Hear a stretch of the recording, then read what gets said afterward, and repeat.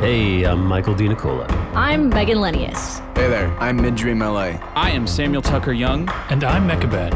Welcome to Creative Casters. And you turn and Seven just... What?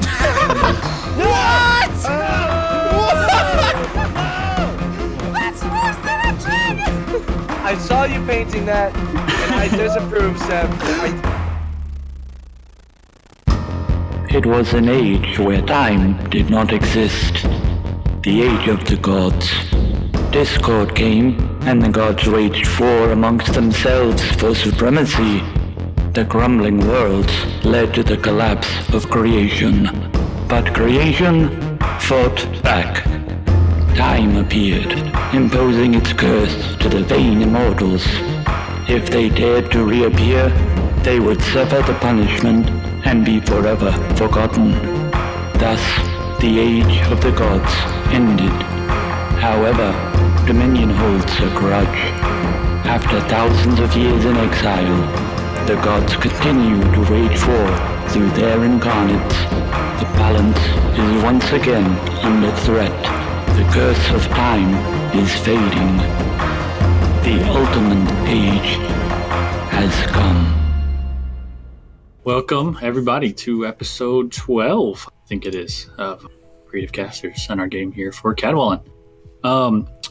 Picking up from last week, our adventures were at the archives and speaking with a pretty powerful mage, Calcarius, the leader of the Tempered Will, and then one of the mages guilds here within the city, inquiring questions about this cult activity, this whole storm that's popped up after the Duke gave his decree and kind of vowed to end whatever this cult movement was within the city, possibly to the detriment of the Free Leagues themselves.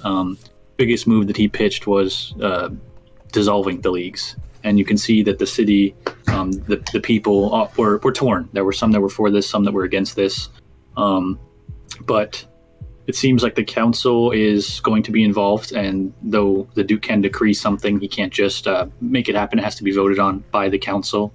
Calcarius being one of the members, as well as the captain of your Free League, Garrus himself. You spoke with him briefly about the endeavor, and he sent you to Calcarius as kind of a source of answers. And some answers we found after you all spoke with him about all of your dealings that you've had with these cult members and dealing with these weird rituals, encountering some undead, and the portal that you saw back at the keep. Everything tied to this cult seemed to actually be kind of known to Calcarius and lead to a particular fiend.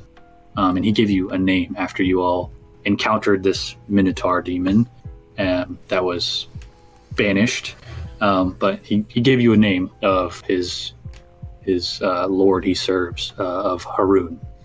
We're not sure who that is, but we at least have a name, and Calcarius even gave you the word that is important. Knowing the name means a lot when dealing with demons.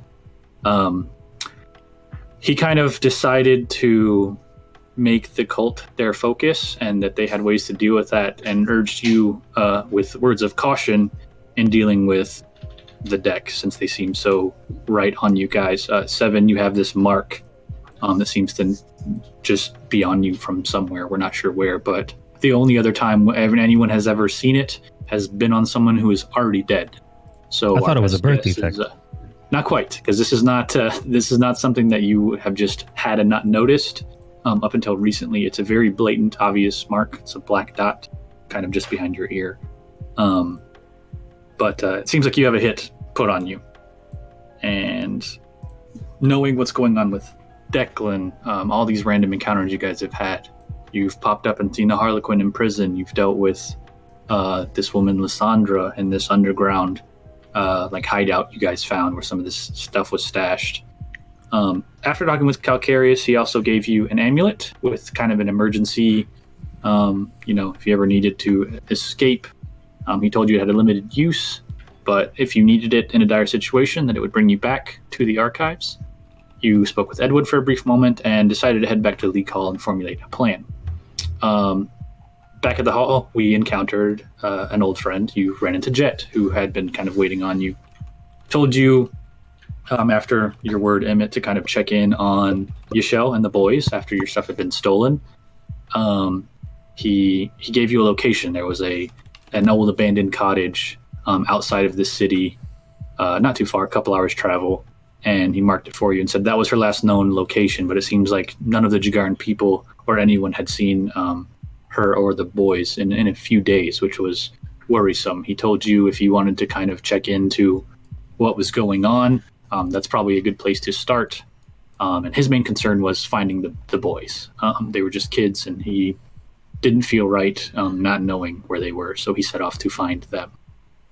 In doing so, he went to go scout out this cottage, arrived and found that there was like a cart with some horses and a couple of people who were just riddled with arrows and already slain. Looks like they got ambushed from the higher cliffside that overlooked this kind of ravine.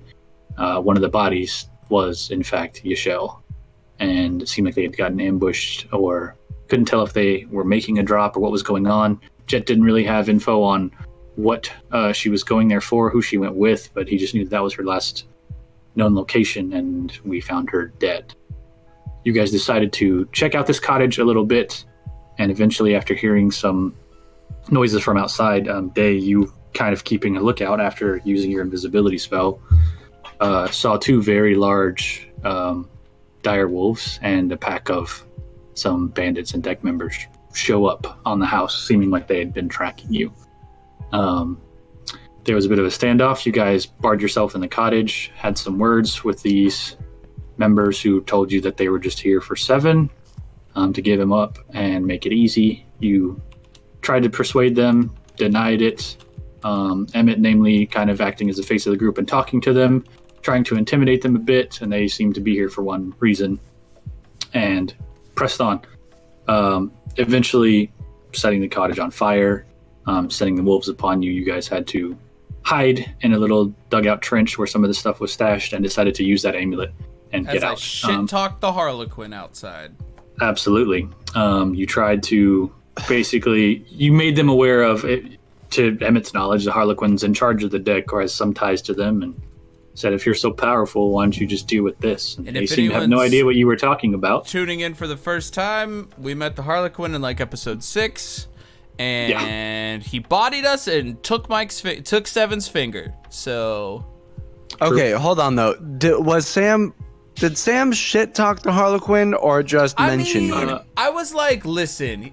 Oh, I literally said, if the Harlequin is really this all-powerful god, you guys don't even know who he is. I thought God, like, I should talk to him. Yeah. Fuck, Sam. Come on, dude. Yeah. You at least try to pull it the other direction and be like, no, I didn't. What are you talking about? No, I gotta be fair. Damn it, Sam. We have VODs. We have VODs, Austin. I can't lie. My notes from last session is a quote from Emmett saying exactly what he just said. If you're so powerful and your own people don't even know about you, what kind of a god are you? That was said. It's a fair question. I mean, it's fair. Now, that being said, as this cottage was burning down and crashing around them, and they were getting basically closed in on from all sides between these evil members and their wolves, amulet activates. You guys bamf out and find yourselves in a large stone room. There are several different colored banners just hanging and draping off the walls and onto the ground, like big pennants everywhere. No emblems or anything like that, but there's a stone pillar in the center of the room, and there's a very ornate kind of enameled bowl with just gems and filigree and stuff all on it. It's very fancy looking. Bowl is full of water. Emmett, you tried to identify it. You guys, there were no doors, no windows, seemingly just in this chamber. You knew your best guess is you're somewhere within the archives again. You know Calcareous is a pretty powerful mage and don't know what's going on. But as you guys were exploring this room and figuring stuff out, Seven hid behind a banner and was trying to find a way out. Secret bricks, something. You guys couldn't really find anything until you started to hear this dripping noise. Realizing something was dripping from the seemingly infinite ceiling into this bowl of water. And Emmett, upon closer inspection, realized it was drops of blood dripping into the water. Yum. You looked up, saw nothing. Mentioned it today. Day, you looked up, saw nothing. Seven, you hearing all this, poked your head out and saw something. You realized hanging from the ceiling somewhere, seemingly suspended upside down in air, was a porcelain masked figure in very ornate and colorful clothes, holding 2 daggers crossed over his chest, and one of them was dripping blood into this bowl. And that is where we pick up. So, Fan-fucking-tastic. good luck. Don't die. Thanks, Seth. What are you all doing? Can the Harlequin? I see the Harlequin. Can he see me? You have peeked out to see him, and he's basically standing there and like looked up and met your gaze as you peeked out from the banner. See, he's just got the masked face, so you can't really, you see no eyes other than the ones that are like carved into the mask. But down. he's looking at he turns and looks up and is like, you meet your gaze. He's looking, but it's just a mask, right? Emmett and I still don't know he's up looking, there. Yeah. Right. I mean, you guys have just been looking around. You see Seven kind of peek out and look up, and you can probably see he might be a bit startled, or at least you can see the expression on his face where you had no idea where he was. He had just hidden himself, and you see him now peeking out from behind one of these banners. And I look probably up. looking a little I definitely questioned. Yeah. You still see nothing. I walk over to the bowl, inspect it a little bit, kind of check it out. Okay. I mean, it's a pretty ornate bowl. Like I said, it's got the ends are like trimmed with gold filigree. You can see it's almost like a fresco would be. Like it's like a scene on the across the bowl of like a feast, except where there are people like holding cups of wine and like there's like a man that's finely dressed and holding out an apple, but the apple's like a small emerald like into the bowl. It's like covered in all these different jewels. It seems kind of worn to show that it might be kind of old, but like it's really nice. It's done well. I mean, this is like fancy looking bowl. Emmett, Yes. where's Calcareous? I don't know. I was thinking the same thing. Day, we need. Can I summon my bird? You snap your fingers and All right, Allie. let's summon my pops bird. in. Okay. I'm gonna have Allie fly to one of these dudes and give him a Who? day. Okay. Day, and it's gonna beak Day twice for no, which I guess might be. Okay, that's fair. This owl just comes up, lands on your shoulder. You've seen this owl before. It kind of turns and looks at you. Its eyes just faintly glowing, and it gives you a quick little 2-tap for no, as we've kind of trained this owl to do. It just lands on your shoulder and gives you 2 little pecks, which you understand to be no. You hear another rip. Bat the owl away. Like, Seven, what? No, go away. Dude, the Harlequin's here. The Harlequin's here, stupid. Hey, the Harlequin's here. Look, up. You can't see him, but he's up there. I do not look up. I look around. Seven, go away, please. I push the owl off. Okay, kind of like hops off. You see him like fly over. He lands on the edge of the bowl, just kind of like looking around. I message Emmett. Seven says the Harlequin is above us right now. I'll just look at Day in the eyes. Okay. As you do, another drip hits the bowl. You can see Allie like take off, like flies off and like lands on your shoulder. As he does, you guys hear like you can hear like a heavy, almost like if a curtain was cut and like falls to the ground, just like fabric piling in on itself. And just kind of in the center of the room, just behind the bowl and the pillar, you see this like purple and black cape just fall and collapse in, and it sounds like almost like pottery falling and breaking. Like if pot fell off of a shelf or something, you just hear that clatter and shatter on the ground. There's kind of this lump of fabric that hits the ground. You can see this like curled red hat that lands. Harlequin's garb, you've seen it before, and there's just that faint, wispy, like gray and purple smoke that just kind of puffs out from the area and then dissipates in the air. I step back away from it. I step back also. Calcareous? Calcareous. You see the smoke as it was dissipating kind of coalesce and like gather back into this cloak, and as it does, you can see like the cape itself starting to rise and move and stand up. You're hearing like almost like brick on brick, hitting against each other every now and then. As it seems like this, you could see where pieces of the mask are like gathering up and reforming. The hat like slides back up and is put on, and standing before you, reformed, is the familiar visage of the Harlequin. He's sitting with his legs kind of crossed and folded, and his arms just folded across his chest. The mask is more or less. He's kind of like the cape is how you've seen him kind of bobbing up and down. The cape is kind of supporting him as he like sways back and forth. The mask is set almost to like a comedy from the like tragedy comedy masks. It's just got this twisted grin, like curled eyebrows, or kind of, the face looks happy and joyful, almost as if he's laughing. But you've dealt with him before. You heard me. You can see like it goes to like roll forward and just like comes out of the fold with his like catching himself on his feet and just begins takes a couple steps towards you. I step back. I use another charge from the necklace, try and see if we can pour it out of here. Okay. You tap the necklace again, and why don't you... Let's see. Okay.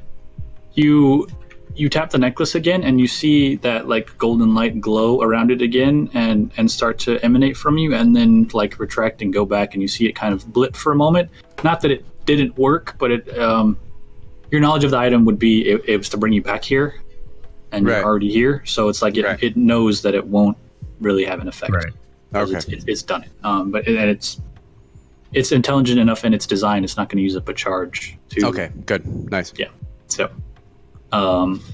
He But didn't say anything to you me? still instinctively go to do it. No, he has not Okay. spoken yet.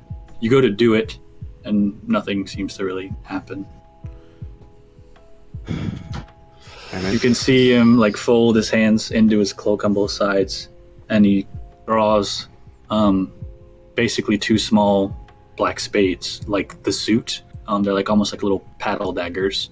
He has them in each hand, and he just kind of does like a very low, exaggerated bow with his hands out wide. Oh. I didn't mean to insult. I know I said insults, but those words were spoken from frustration. The frustration I'm gonna from step- being caught up and not knowing what's going on. And you heard me. You actually listened. I'm going to step out from the curtain Okay. and give... Harlequin's is about 10 feet in front of you, by the way, Emmett. Okay. All right. Someone says step out from Can I behind the step curtain? 5 feet back? Is that Yeah. possible in this room?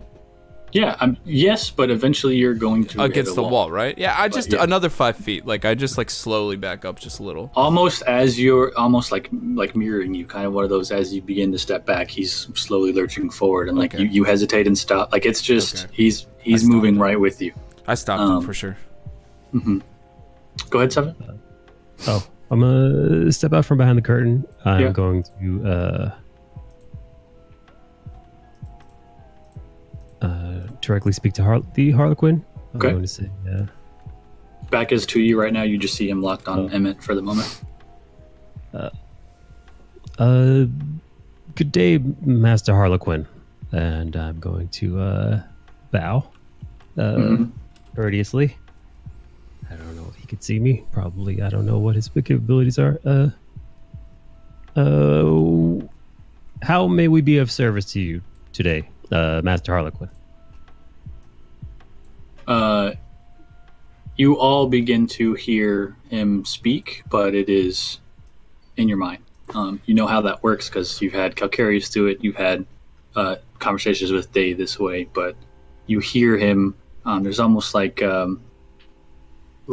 whispers just kind of emanating from everywhere. It seems like it's just happening in the entirety of the room, and then you do hear him speak. Oh, I was listening. We're always listening. I mean, doesn't mean what we say doesn't have consequences. Mm-hmm. Oh.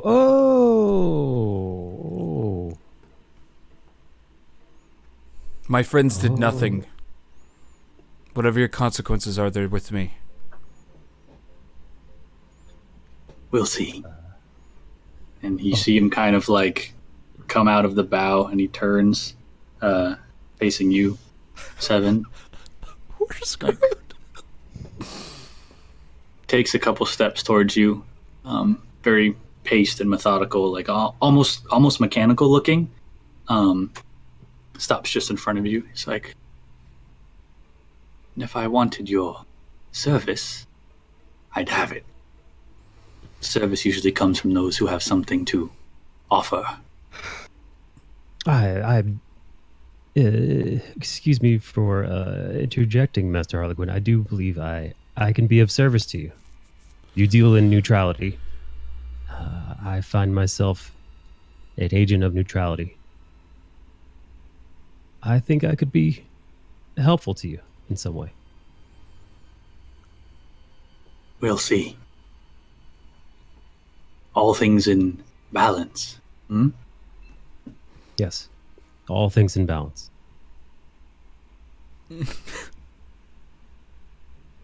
You see him kind of like reach up and almost like as if he was like, stroking the chin of the mask and thinking. And as he does, you see the mask kind of shift and change a bit. It's very brief. It's kind of like one of those, you don't know if it was maybe an illusion at first, or if you're literally seeing it change form in front of you, but it switches to tragedy. You can see it's got a frown and like a tear on one side.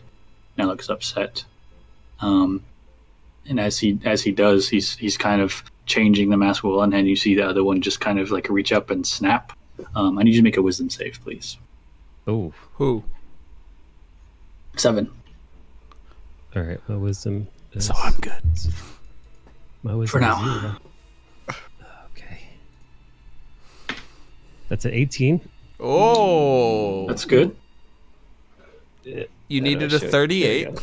I mean, you have a it's a +0, right? So it's just whatever you roll. Yes, it's just 18. Okay. You hear those whispers kind of intensify in your mind for a moment, kind of like overwhelming and drowning out all other sound. And he's kind of like, he snaps and then automatically begins to turn over you. You feel this like wave of cold kind of like wash over you briefly, makes the hair on the back of your neck like stand up. Kind of shudder for a moment and realize it. He was trying to do something. You managed to kind of shake it off very, very quickly, but you're not quite sure what that effect was, but it left you chilled for sure. Kind of crazy. Master. Turn to you, Day. Feel free to speak. He's just turned away after he's done that. Quite chilling, Master Harlequin. So, thank you, sir. Quite chilling. Well done. You see him turn back over his shoulder and look at you. Oh, gee, there's no sarcasm. I'm doing full fucking foot soldier. Like, sir, yes, sir. I can tell. That's fine. Good. But you're pretty sarcastic. I know, dude. I don't mean it sarcastically. I'm trying to be as authentic as possible. No smirks or anything. You want to be of service. You believe in balance. I do.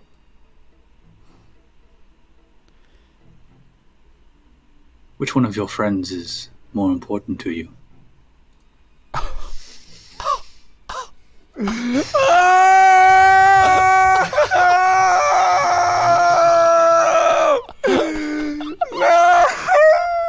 Or would you rather take the noble way, or as some call it, the coward's way out, and offer yourself instead?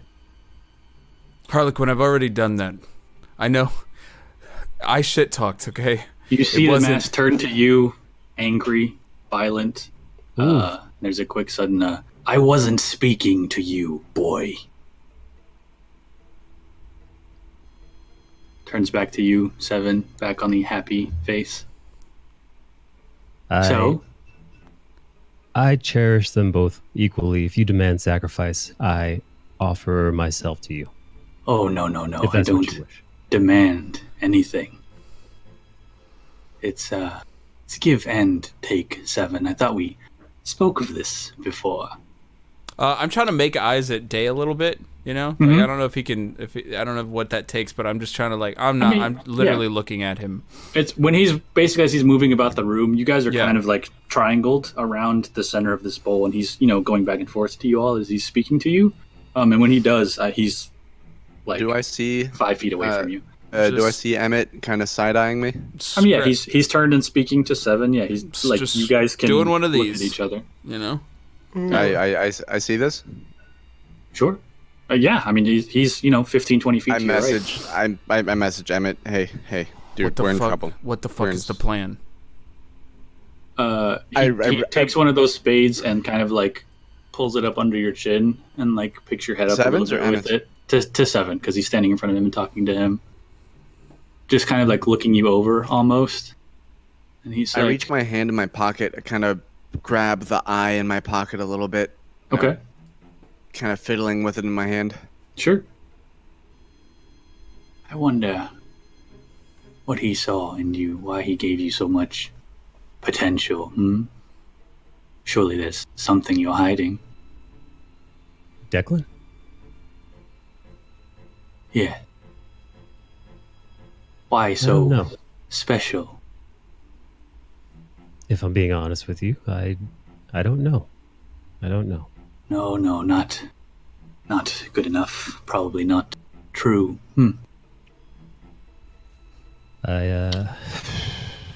I do my best.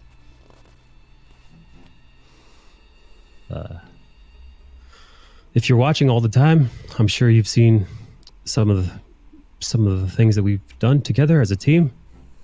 Could make an impact. Yes, I've seen what some of you have done. There's a quick little kind of like dissipation of that purple black smoke from him, and you see him just like vanish, and then he comes back. You can feel cold steel up underneath your chin. He is behind you now and is like around you with the blade of the spade turned up under your chin as well. So you were like looking to Seven, and then just poof, he's on you from behind. You see him, he kind of like pulls back just a little bit with his head around your shoulder, like right beside your face. You can see the mask is that happy face again. He's like, and you have brought quite a bit of unbalance lately, haven't you?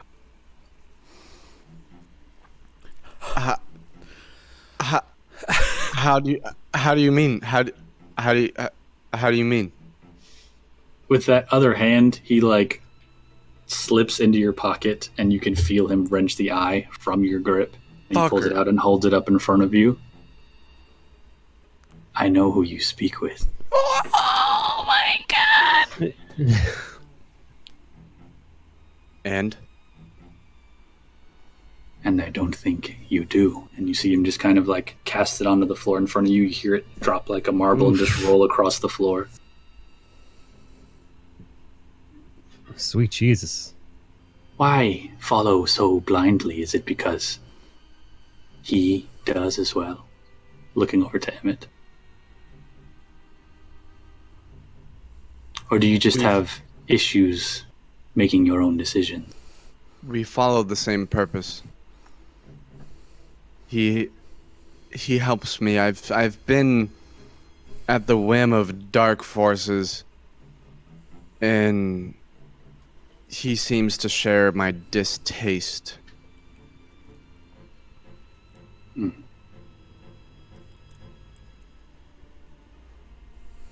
And what would you do about this?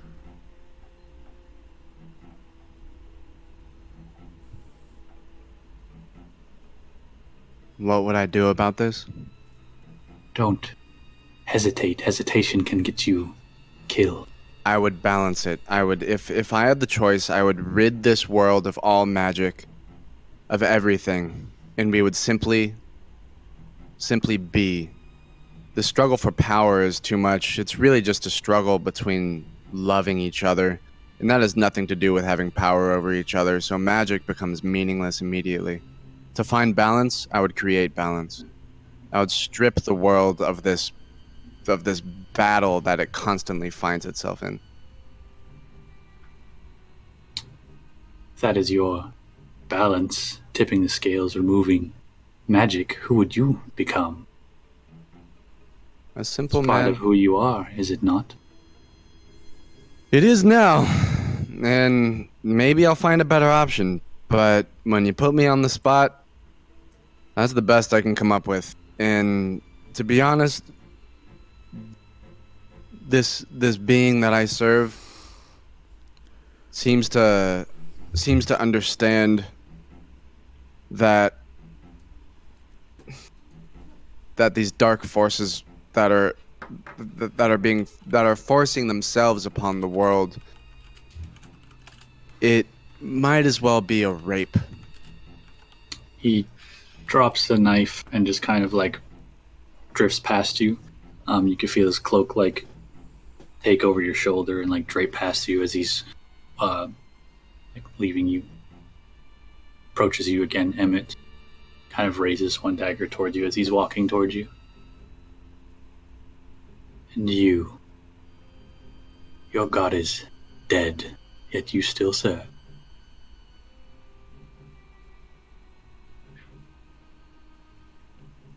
He's what? Whoa, shit, dude. This is me saying that, not... Right.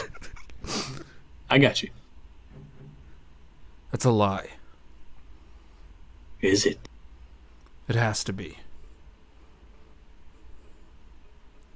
Call on him. Go on. This is a trick. I know what you're doing. Do you? You're trying to get in my head. It's not gonna work. I can't be more in your head than you already are. Damn. HQ got jokes. Sorry. Fine. I'll call on him and he will answer. And if he doesn't, Then I will call again. And I will call again. And eventually he will answer like he did. you see him kind of sit back, cross his arms again. Well, go on, call him, and each time he doesn't answer, one of your friends will have to answer for him. It's not a very fair bargain, is it? Life isn't fair, Emmett. Games usually are, which is what it seems like you're playing. Oh, if you want to play, we can certainly arrange that. How do you know he's dead? Did you see him die? Did you kill him? No. Was not my hand. All right. How? How do I call on him? How can you call on anyone who's dead, Emmett? Give up. No. Stubborn. As I figured.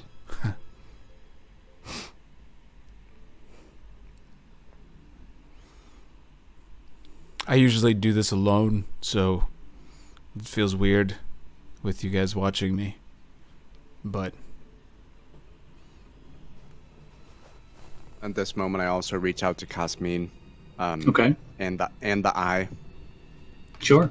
Now, Kasmin, help! We need you now. Go ahead and make a persuasion check. Not one. I say nothing, Sure. but as I'm holding my chest, I think I don't need an answer.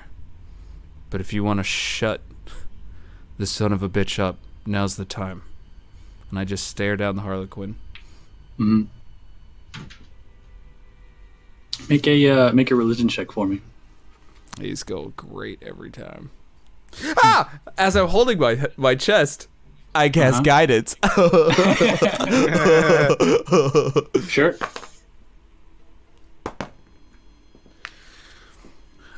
16 total. 16. Okay. Okay. Wow. I don't like it when he says wow. Let's have. I want all of you to just roll a d20 for me real quick. Oh. No modifiers, just roll a d20. All right. Raw 20 11. action. Okay. Raw 20. Yeah. 19. Where? There we go. It's not in the box. It doesn't count. Day, what'd you get? 11. 8. Okay. Okay. Okay. You reach out to the Aragosta you have before, and you feel that warmth emanating from your symbol that you're used to when you use it to perform your rituals, to imbue your armor, to make things, gifted by your this like divine energy you carry with you. But there's no response, no visible glow. Nothing really seems to change. See the Harlequin just kind of turn, and he's standing in front of the bowl for a minute. And like he's just kind of like tracing the rim with his finger for a second. Shame. Bit of a letdown, isn't it? No. Can you not sense that? Hope. Is that all you have? It's not hope. It's tangible. It's energy. And it's within me right now. Where does it come from? If not him. Let's find out. I'm sorry, what? You see him very quickly. He almost like reaches down to draw the daggers again, and as he does, it's like the back of his cloak just cascades up and out, very dramatically. And he pulls forwards, holding the two daggers, and you see that kind of like wispy black smoke just filling up the whole chamber. In this quick moment, you almost feel like a sudden shift in the entire place. Just mean. And we're gonna go ahead and roll initiative. No! What? Yeah. I tried so hard. I tried so hard. You don't know if it did or didn't work yet. It's, We are in initiative. I tried so hard not to die.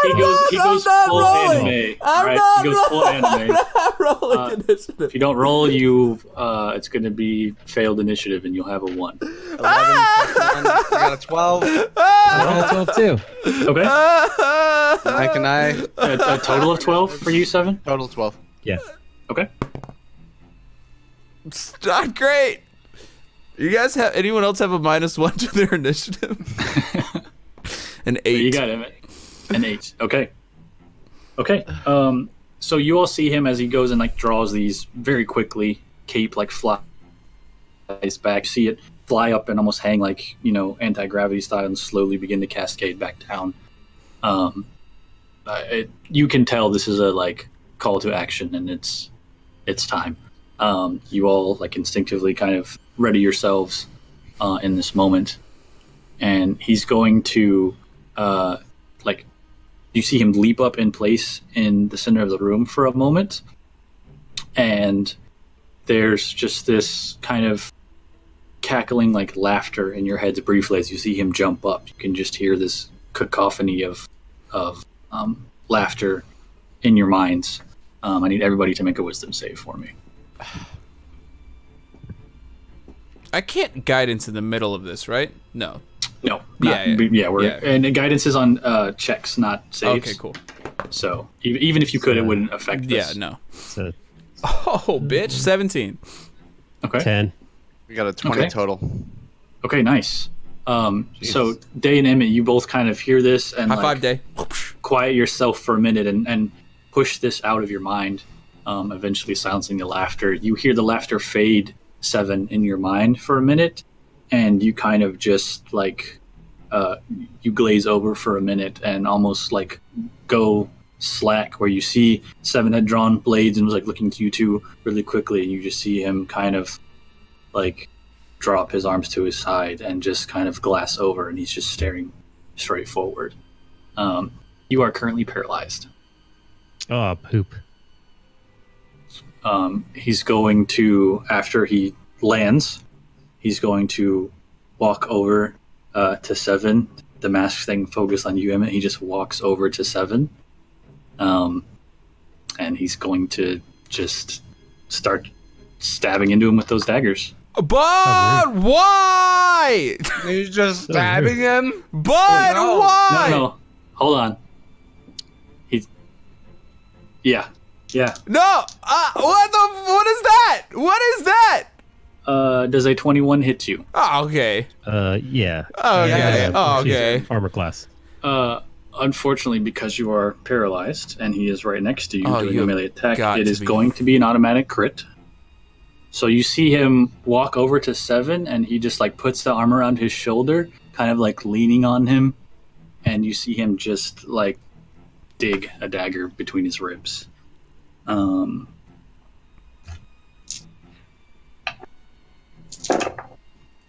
That is going to be... Let's see.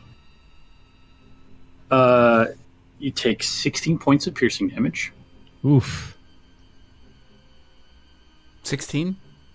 Mm-hmm. Not 60? 16. I feel like he's going to say something else.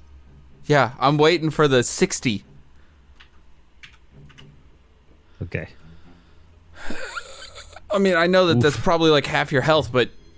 And you see him just, again, Seven's just like glazed over, and even like you see him almost not react to this. Seven, you feel all of this. Like you feel a blade like into your side. Is it dark, or can I see this? Is it just dark and misty?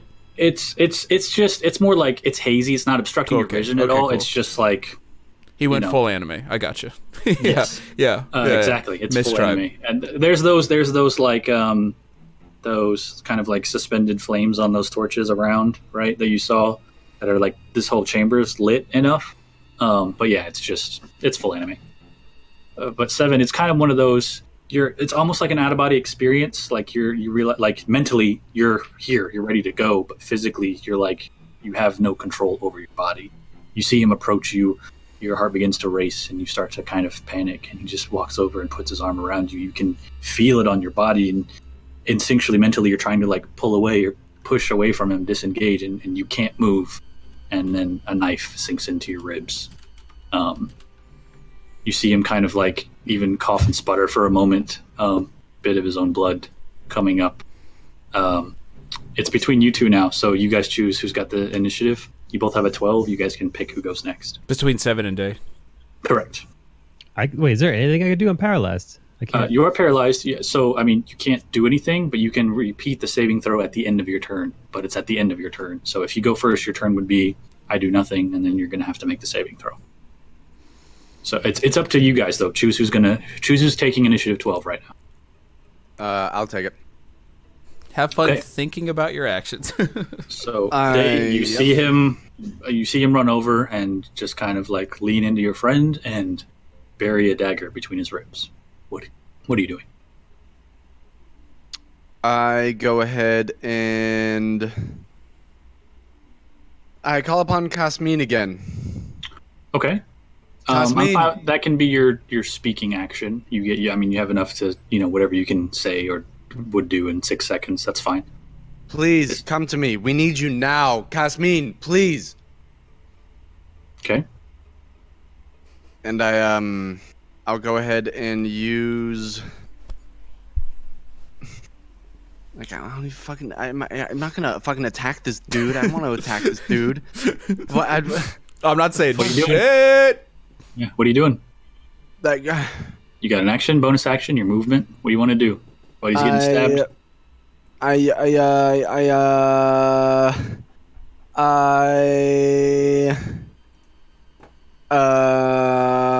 fuck. I need something from you, man. What are you doing?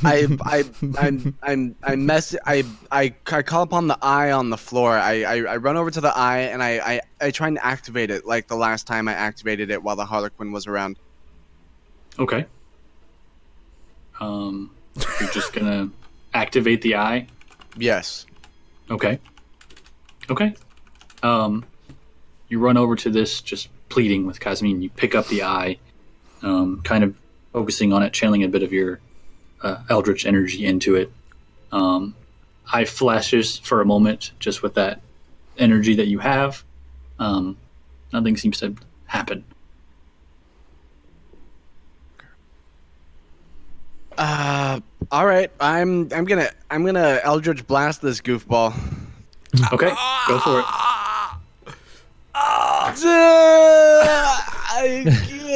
I miss. Go for I like to shoot. I like to shoot at the wall instead. I'm just gonna shoot the wall. Just gonna shoot the wall with an Eldritch Blast. Okay. I do not want to fuck with this guy. You I release don't want this to. beam of energy, and you see it slam in. There's like a section where it just hits, and then bits of rock just scatter across the ground.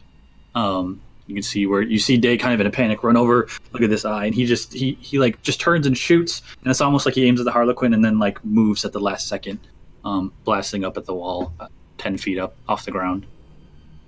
7. It is your turn. You can feel that warmth at your side as you're bleeding, and you're physically paralyzed. It's not good.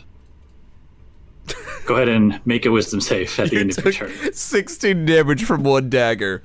It's not good. Paralyzed. What to do in 6 seconds?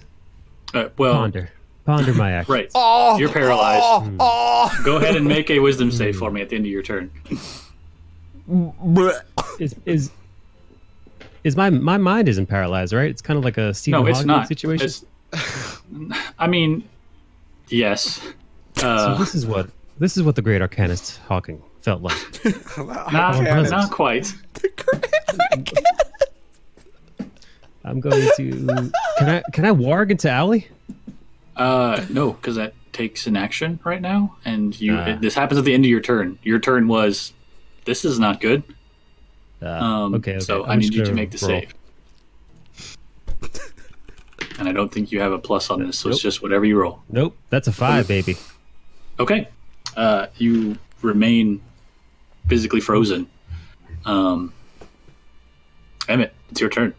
I run up to 7, and I cast Cure Wounds at level 2 on him. Oh. Okay. I so stand. Harlequin's on him. You get on the other side. Yeah, let me flavor this a little bit. Like I want to just walk up, put my hand on his back, stare the Harlequin in the face, cast Cure Wounds, and say like, "Stop this, Harlequin. You don't need to show us how strong you are. We understand. How is killing all of us balance?" And I cast Cure Wounds at level 2 on him. Go ahead and roll that. So 2d8. 2d8 plus your wisdom. Correct.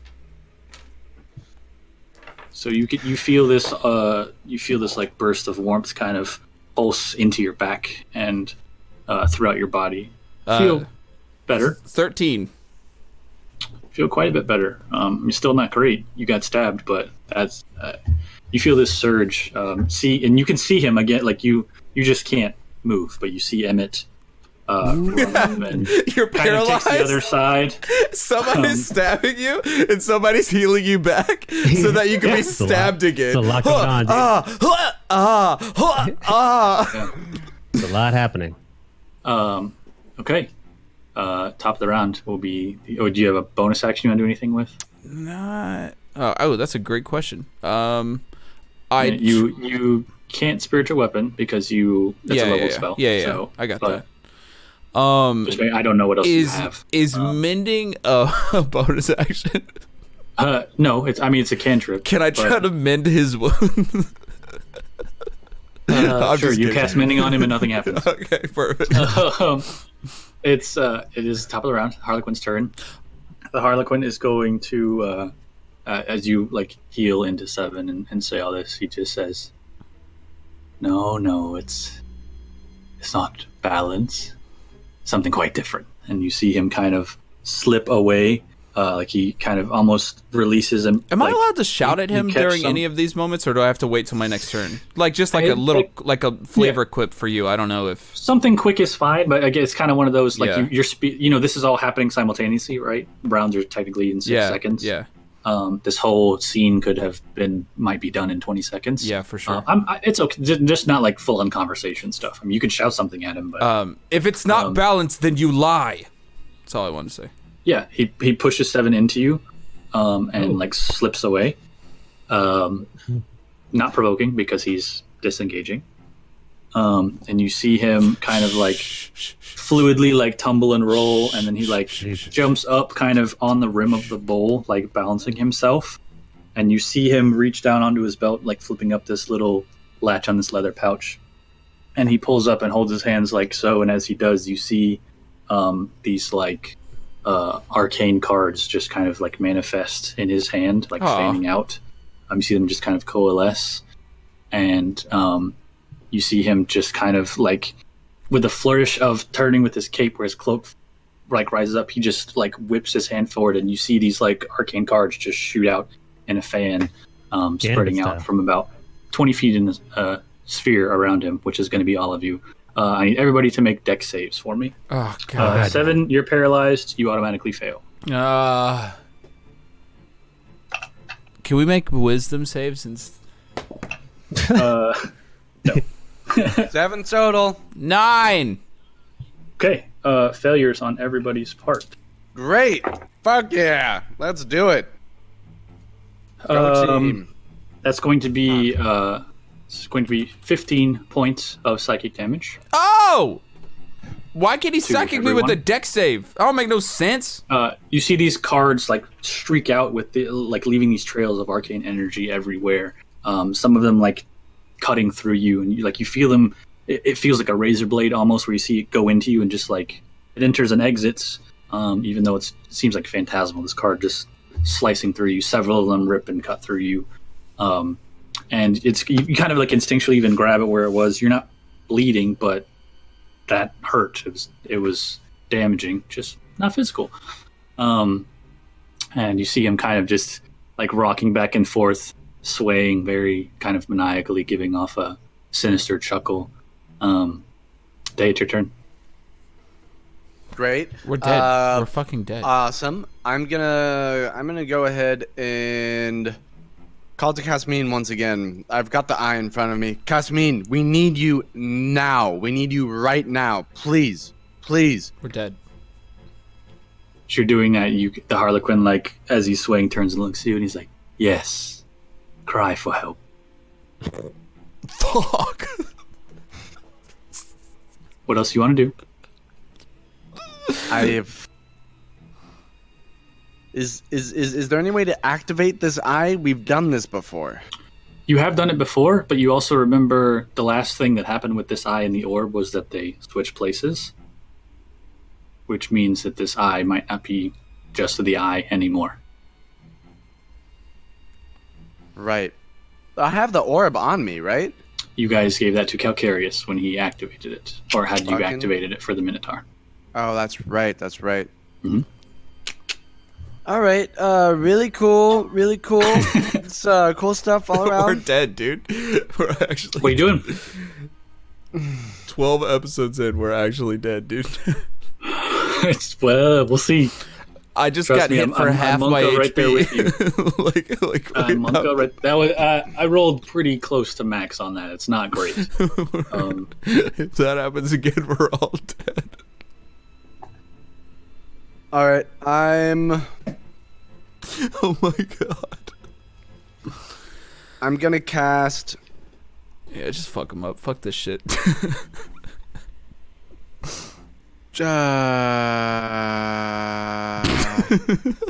What we got going on, man? You gotta do something. Come on. I don't want to attack this dude. It's a bad idea. Bad idea. Yeah, he's just trying to kill you all. Yeah, but are we supposed to kill him? I can't. We can't. I can't tell you that. That's literally up to you. What Fucker. are you doing? You got 6 seconds. All right. I'm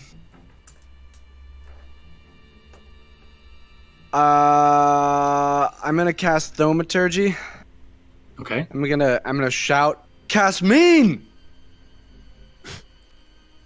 Loud as I can. Are you? So you're just like calling out still to Casmine? Yeah. Make a persuasion check, and I'll let you do it at advantage since you're literally magically megaphone like booming voice shouting this shit. Ooh. 17 plus 5, 22 total. 22. Damn. Damn, let's go. Let's go. Let's go. Let's go. Let's go. Let's go. Let's go. Let's go. Let's go. Let's go. Let's go. Okay. He's probably in a fight somewhere else, and he's like, my ass. You see him kind of. He's got the eye. He looks to all of you. You can see the strain on him from this card attack that just happened as well. Day kind of scans around the room, takes a moment. You see his hands drop to his side again, and he kind of closes his eyes, just takes a deep breath, and you just hear this booming shout of the name Casmine projected and echoing off the stone walls in this chamber for a moment. It's powerful. I mean, he's yelling and magically enhanced yelling on top of it. This voice just booms. You feel that like wave hit through you. As he shouts that, you see his eyes flare up for a moment, and that familiar glow that you saw in it. Day, you shout out to Casmine, and your vision goes white. Oh. You will then see you see Day very swiftly and purposely, almost like you see him kind of posture up, and he's like turns. He looks to Seven and looks to you, Emmett, and then looks to the Harlequin, and he cracks like this small grin, and you see him just do one of these, and he backs up a little bit and raises his hand forward. I'll have you go ahead and roll them, Day. I want you to go ahead and roll for your Eldritch Blast. It's going to be 3 beam. Three beam blast or blasty blast. Yes. All right. So 3 attacks. They're all at the Harlequin. Now you see him. He's giving the no finger here, but this is the one that you see his gem normally is, and that he's shooting his Eldritch Blast out of. You see him giving a no with that, and his other hand, just normal hand, you just see this little like ball of white energy, and then just got 25 total for all 3. You got to hit first. Oh, sorry. It's Eldritch Blast, so you're rolling to hit. Yeah. Okay, so it's firing 3 beams. Yours doesn't do that right now. First one got 11. Okay, that misses. Got a 12. Misses. Well, what are you roll? Is that so? Roll these, and you're adding +7 to hit. Oh, right. Sorry about that. My bad. Well, and these are not using your exact stats, so just roll your attack. You're rolling to hit, but so you're making 3 attack rolls, 3d20s, but add +7 for each one. Okay, cool. So first one is 11 total. So you rolled a 4. Yeah. Okay, just making sure. So no, an 11 misses. Yeah. Next one, 22 total. Will hit. Cool. Do I roll my third one now? Yeah, because they are attack rolls, so we're trying to see if they hit. Then 25 total. Okay, that will also hit. So I hit with 2 of these guys. Yeah, so you're going to go ahead and roll damage. So it's a d12. These are essentially it's 2 hits, so 2d12 +8 total, +4 each beam. So, I'm sorry, +10. +10 total. Is that also using my? It's not your stats, so don't worry about that. Okay. So just +10 to my. So 2d12 and then add 10 and give me that total. 19. 19. Okay, yeah. So you see as he backs up and fires these beams, the Harlequin turning very quickly and like leaning out of the way of one, kind of almost assuming it's going to come from Day, and then 2 more beams you see slam into him and just hit these like puffs of smoke and stuff dissipating off of his form as he takes the hits. He like kind of looks down, and then the mask looks up again to Casmine. As he comes back up and looks, you can see it's the angry mask again, definitely impacting him. Not great. 7, it's your turn. Okay, we're And doing again, this now. Day, you don't really. You're just. Yeah, I'm not- out of it, man. I you're don't know not what's here. happening. No Yeah. idea. Yeah, for lack of a better term, you nailed it, Sam. He more or less Shazam. He full on He Shazammed. I'll have you know, you made a check of a 22. I decided. There's other things at play here. I rolled a percentile dice and rolled a 22. Like, exactly. Out of 100? Yes, I'm still looking at it. I rolled a 20 and a 2, so I rolled a 22. So he's just going to show up himself. Holy shit! 7, what are you doing? Dude, you won out of 100 that day. Oh Yeah. my god! It's one thing for him to my influence it. He god! just decided to show up. Wow! 7, what are you doing? What are the odds of that, dude? 1 out of 100. 100. I'm retired. The fuck, literally the 1%er. Like literally, the fucking 1%er. That's why I said, "Oh wow!" Like I'm not going to argue with that. That's We take those. That's a natural 20. okay. Oh my god! So you shake off. You're still hearing that, just kind of like echoes of the distant chuckling and laughing, kind of all around you, and it fades and dissipates as you're seeing these waves of energy slam into the form of the Harlequin, and you kind of come to again. You like clutch at your side where that stab was. You can see your friend Day has just these like glowing, kind of like amber colored eyes, almost like his eyes are these like burning coals. And his attitude and demeanor, like he looks different. It's still Day, but yeah, you see that and you shake it off for a moment, and you kind of like look to everyone else drawing your blades. And at the end of your turn, that you make the save, but you are no longer paralyzed. That's good. Sweet. Emmett, you're up. Yeah. All right. I'm going to cast Seeing the big boy. Okay. Huh? You're casting Seeing? No, sorry. Or- I was like, thinking, what is that? Seeing the big boy with the big eyes coming out, Sure. doing the big blasts. I'm going to Dear Ghosted, now's a really good time, and then I'm going to cast Spiritual Weapon next to the Harlequin. Okay. The powerful golden fist wielding this massive smithing hammer, you just see come to form behind the Harlequin, arced up. You can make Swing a melee. with it, Oh, too. yeah. So I can't. Okay, cool. Yeah. Oh yeah. So it just arcs up, and you see it just swing into the Harlequin. So it's a spell attack. So go ahead and roll a d20. Add your spell attack bonus. 18 total. 18. Okay. Yeah. Yeah, that's gonna hit. Yes, and then that's Go ahead and roll damage. D8 plus my spell D8 casting. plus your wisdom. Mm-hmm. So just D8 plus 2. Yeah. That's a 3. Wow. Okay, so 5 total damage. Yeah. No, that's just 3. No, Well, it was a 1 plus 2. You rolled a 1. Yeah, Gotcha. yeah. Okay, so 3 damage. Yeah. You see this hammer swing in. He almost like instinctively goes to like jump up and out of the way, and it like turns and catches him in the legs as you see him like vaulting kind of off of the pillar he's on. Still impacting into him. There's sparks of the radiant energy. And I'd like to come up with a mace right as he's with my for my actual action. You have to run up to him because you're not on Yeah, to yeah, him. yeah. But yeah, I mean that's fine. That's Cast within this 10 and run feet, up right? and- Yeah. Yeah, absolutely. You're Trying gonna run not to up double. and swing into him. Go for it. I want to shout "Believe It" so hard because it's on it would mean a lot, but I just can't pull myself. We're in an anime fight too. I can't. I just can't. I can't pull myself to do it. Oh man. Oh, this is gonna miss. 11 total.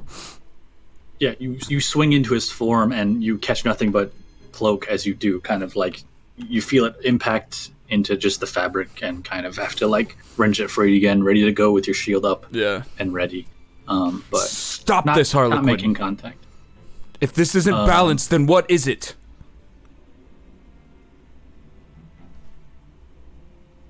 Harlequin's turn. It's going to say, "Be happy to show you. Let's see if he gets this back.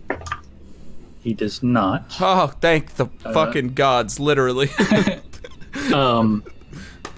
He's going to disengage from you again. You see him just kind of like leap backwards, like almost like he's just diving away from you and gonna like land onto his back. And as he does, he just kind of like somersaults into a leaps backwards, somersaults into a diving leap, and is leaping right towards Day, both daggers out, making some attacks on you. Does a 22 hit you? I'm pretty sure that hits. A 22 hits me. Okay. Yeah. I thought so. A 22 hits. Let's see. Sweet. That's going to be 11 points of piercing damage. So he like dives into you, and you see him just kind of like swipe once, and he's going to swipe again with the other dagger. It's another 22. For another 7 points of damage. Okay. Yeah. You see him just dive into Day and just 2 quick swipes, landing in front of him, standing there, blood on the edges of both of his blades. Day, it's your turn. Why don't you roll a d6 for me?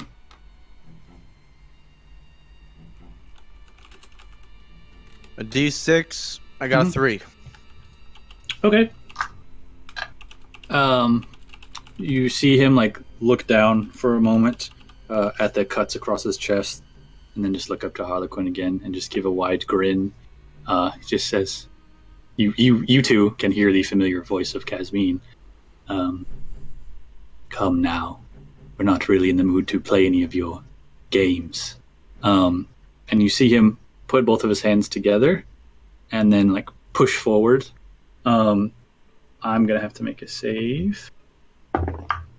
Seth is over here RPing God versus gods, and it's the coolest thing I've ever seen in my entire life. So you see him just put his hands together, and there's like this faint little like seam where his hands meet of this like green light, and you see him push forward, and almost like a camera flash happen as he does. The Harlequin is like thrown back, kind of like still seemingly like in control. He gets pushed back, but like tumbles into it. And you just see him tumble, and like he slams his back up into the wall. You can see there's like a crack across the mask as he does lie backwards. Kind of slams into the wall for a minute, and then you see him like get in a like I'm ready again stance, and he turns both the blades down, still just like staring straight at Casmine. Wasn't too great for him. 7, it's your turn. Ooh. He can finally move. I guess. Yo, I'm okay. Feels good to be able to move. I know you kind of don't know what's going on, Dave, but like a perfect match out of a 1 out of 100, your god's just going to take over your body and act on your behalf for a little while. Hope that's okay. Yeah, totally cool with me. You're at like 1 HP, aren't you? I am looking bloody, man. Yeah, like he's cut up and bleeding. You can see the demeanor doesn't matter, but the physicality is definitely still Day. Yeah. Now I'll say this much, Day. Your vision is like white, almost where your consciousness is almost just like free floating in some empty space. You can hear everything that's going on. You're hearing the movement, the swiping. You hear Emmett's mace-like impact. You can hear the footsteps on the stone. Your physical form is still there. Like your consciousness is just floating, but you feel like these deep cuts into your, like it hurts. That's bad. You realize this is bad, but you heard Casmine speak. You just can't see anything. It's kind of surreal. 7, what do you got going on? Is Harlequin, because he's engaged with Austin Casmine? He's not anymore. He just got thrown about 30 feet across the room and into a wall. All right, never mind. I was going to sneak attack. I guess I'm just going to try to fucking stab him. Okay. You're just going to run up to him and go stab him? Go for it. You see something just draws both of his daggers and like... I'm going to try to fucking stab a god. Go for it. He runs up and you see him like leap up onto the column and then like lunge forward, almost like Superman punching with his dagger towards the Harlequin. It's a 17, and we're doing daggers. That's gonna 5. hit for sure. So that's does 22 hit him? Yes. Cunt. That fucking cunt. Oh my god! Hit him. You are an angry boy. So it's daggers. So what is that? 1d4 plus 3. Mm-hmm. Wow, it's been so long. Yeah. Jeez. Yeah, I'm a little rusty. That's a 2. So 5 more damage. Okay. Yeah. You lunge forward off of this pillar and like swipe into him. He moves a bit, but you kind of are like almost anticipating where he's going to end up, and you jam your dagger like into the top of his thigh. Quick little stab, and then catch yourself, realizing now like his blade's the edge of yours, covered in blood. Neat. I'm going to disengage, baby. You're gonna use that. Okay. Bonus action to disengage. You have like another. there. Yeah, you can back up 5 feet, so there will be 5 feet between you and him, so you're not just right up on him. Yeah. So you like lunge into him, stab, and then like pull away back for a little bit with your blades both at the ready. Yeah. Sweet. Emmett, what do you got going on? Your turn. Oh man. I'm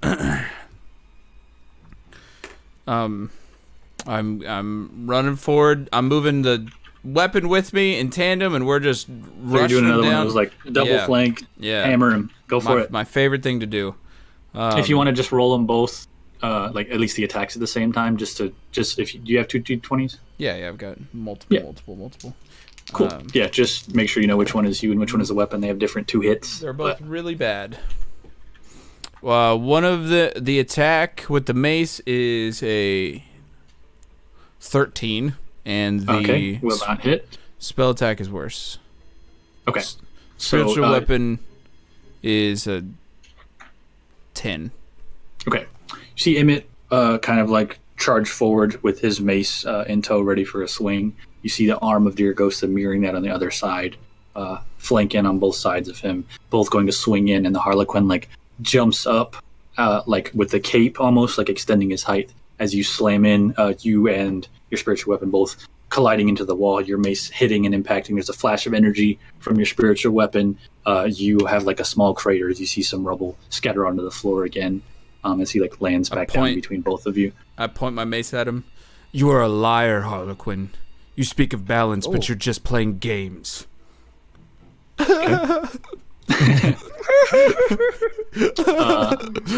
right.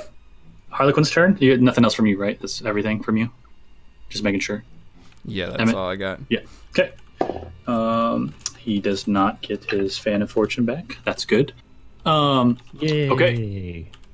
He's going to disengage from you, and you see him kind of like he like squats down and like vaults almost over you, and like lands and sweeps in right behind Seven, with Seven kind of like tracking his movement really quickly. Much like you, he's flipping all over the place. He ends up right behind you, Seven, and is going to swing at you twice with both of his daggers. Son of a bitch. It's going to be a 16 for the first attack. Luck make other people re-roll stuff? Yes. I think it can. You can choose to make. Yeah. You can force an enemy to re-roll. Yeah. I'm gonna make that bitch re-roll, dude. So you want to go ahead and use one of your luck points, Seven? Yes. Okay. Yes. He asks, knowing the answer. Does a 19 hit you? Motherfucker. Yeah, I was gonna hit either way. Okay. So the first attack does hit. That's not great. 15 points of piercing damage. God damn it. Kind of like jumps in behind you. He goes to swing at you and almost like feints, cutting across, and then comes back in and like jams it into your ribs again, almost like right above the same spot. Son of a bitch. And the second attack is a natural 20. Oh, you're dead. Ah, fuck. Can I make him re-roll onto that? Do you have another luck point? Last luck point. You absolutely Oh can. my god. It's not a natural 20, but it is a 16. Yeah, fuck that hits. Still hits. Still better than outright dead. True, but well. That's going to be 6 more points of piercing damage. All right, I was at 3, so now I'm at. So you are whatever the fuck unconscious. happens when- Yeah, whatever happens when you're unconscious.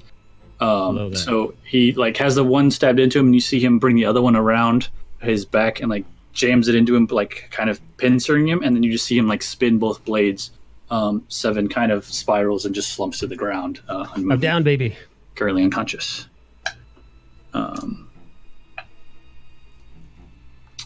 After he kind of does this flourish, you see him like turn back to you, Emmett, and he says, "Don't tempt fate." Day, your turn. Do you want to try and do anything? Even though you're like, That's the I know name how your of actions are the gonna go. episode. I'd like to pop a potion. Well, you're in this. You have no Yeah. idea where you're at. That's all I would like to do. Other than that, You I think think to yourself, Casmine is Owie? doing it. Captain Casmine. Alakazmine. That's amazing. All right. So seeing that happen, you see gets more like you see his brow kind of furrow as he sees this happen. You see him like bring up a fist, clench his fist, and he's just going to close his eyes for a minute and then extend his hand forward again. Go ahead and give me 3 more Eldritch Blast shots. All right. First attack roll. And these are +7 to hit. +7. Mm-hmm. First attack roll is a 16 total. Okay, that just hits. Second attack roll is a 9 total. That will miss. Third attack is a 19 total. Okay, so 2 hits, so that'll be 2d12 plus a total of 10. Again, so 2d12 plus 10. 20. 20 total damage? Yes, sir. Okay. You see these beams all fire off in quick succession, slam into his the back of him again. As the second one like crashes into his back, you see him kind of stagger forward, catching himself, Emmett, and like a piece of the mask, as it's cracking even more, comes off and like just shatters onto the ground like a piece of terracotta tile or something. You just see it onto the ground in front of you. There's nothing behind it. It's like seemingly just blackness behind it. And you can even see like some of that purple black smoke like escape from the impact. You're seeing it come off of his form as well, but you see him take that hit. 7. I need you to make a death save, please. How does that work, by the way? So just D20, no modifiers. You're trying to get better than a 10. It's a coin flip. Come on. Roll 20. 13. 13, that's 1 success. So you have 1 success. Keep track of that. Emmett, it's your turn. All right, so what's the layout of the land? Is he still standing over him? I mean, he's basically right next to 7, who's just downed. You're a good like 10 feet from him, and about another 20 feet on the other end of the room is Day Casmine. I'm gonna walk up slowly as my mace follows behind me, and I'm just gonna stare at the Harlequin. I'm gonna put a hand on Seven's chest and cast Cure Wounds at level 1. Okay. And go ahead and roll that. I don't. So moving the weapon and attacking with it is not still a like. Is that still count as a spell attack? You know what I How do you mean? mean? So like, can I do both of these things at once? Casting it would be you can move and attack with it because Cool. it's active right Yeah, now. I think the way it's worded is as a bonus action. Yes, so it is. your action is you're not casting, you're just commanding it. Absolutely. Yes. Then I so would. All I'm doing That's is the whole point of this amazing cleric spell. It's That's why you insane. I'm kneeling down. I'm putting a hand on Seven's chest. I'm casting Cure Wounds, which is a you walk up D8. and you heal your buddy, and your hammer's just like suck it. God, why? And then 1 + 2, so only 3 HP. So 3 HP, you heal 3. You come to consciousness briefly, 7. You are on the ground. You cough and sputter up a bit of your own blood. You're on the ground, but you feel Emmett's hand on your shoulder, and you kind of like come back to consciousness with him standing over you, staring at the Harlequin, and then this golden arm swinging into him. Go ahead and roll for your attack. Yeah, and then I don't say anything this time. I'm just staring him in the eyes as though the hammer's doing his work. Come on, man. Come on, it was awesome. No. It's like a 7. Yeah. You see him just duck low out of the way. The hammer swings wide, just catching air. All right. Harlequin's turn. Thank you, Sam. Me awake. He gets it back, so he ducks under your hammer, stands up.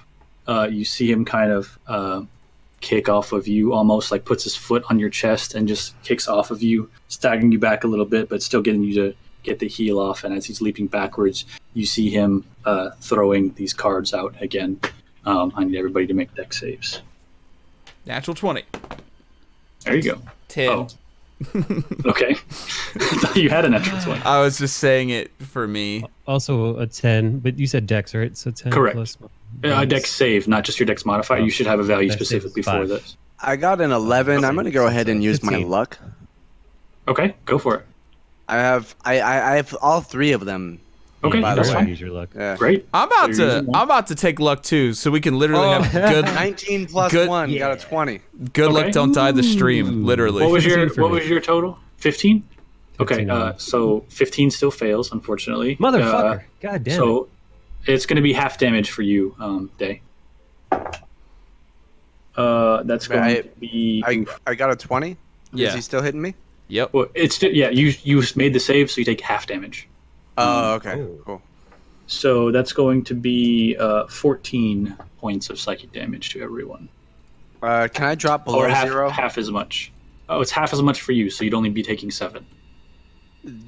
Do I drop below 0 or I If just hit 0? if you're 0 or below 0, you're unconscious. Cool. Yep, 0. I'm out again. Okay, so you see I am unconscious. there's another sigh from 7 as he goes unconscious. You see Day's body take the hit again and know he takes damage, though he's still standing and his eyes are still flaring. Oh. So technically next in the order would be you, Day. I need you to make a death save. Okay, that's a D20? Yeah, just no modifiers, just roll a d20. Oh my god. If 9. he fails to save. That's a failure. Oh fuck! If he so fails one to save, failure. dude, Caspian's gonna be weakened at burning fucking Day, dude. That's kind of already happening. 7, you are unconscious. I need you to make a death save, please. Oh fucking! Oh my god! Shit! Come on, dice. That's a 13. That is a success. Now you're reset, so you're back at. I know. Back at 1 save. Cool. Emmett, you're up. You can see your patron and one of your friends, but you see that his physical form is not great. You could see he's got blood trailing from the corner of his mouth. You see the cards impact him, and he goes limp for a bit, not like totally just hanging there, but you can see he goes limp. Though you see the consciousness of Casmine still there. What do you want? What do you want from us? And Is what I he'll, asked. he'll respond on his turn. Okay. Yeah, sure. What are you doing?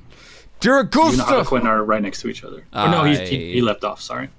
Cast healing word. I cast cure wounds on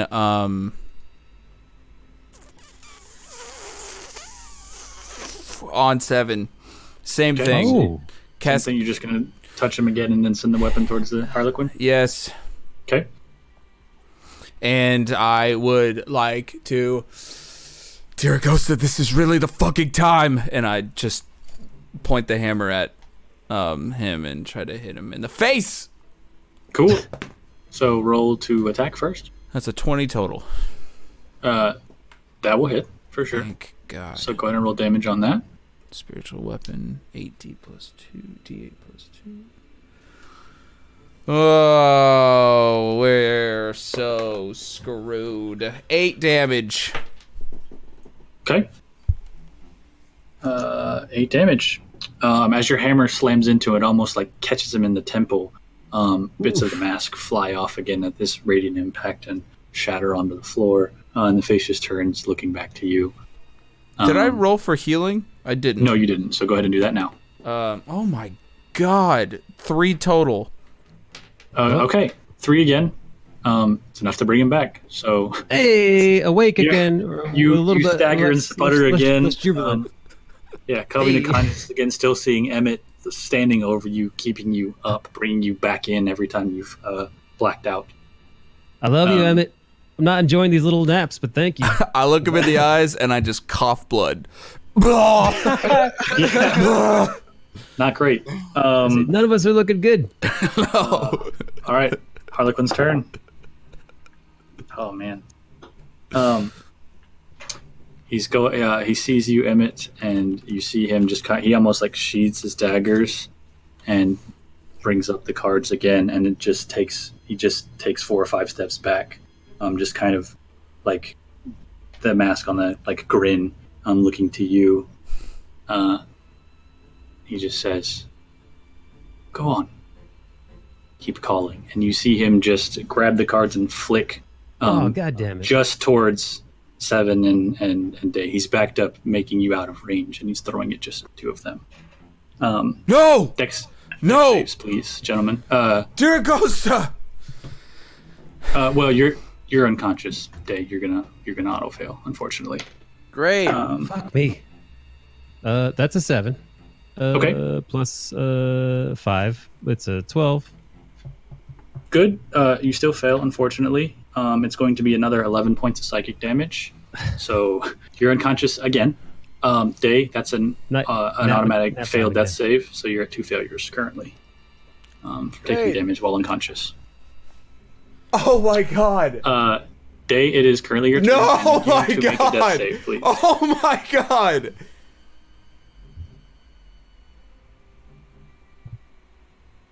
Well, Austin? yes. Okay.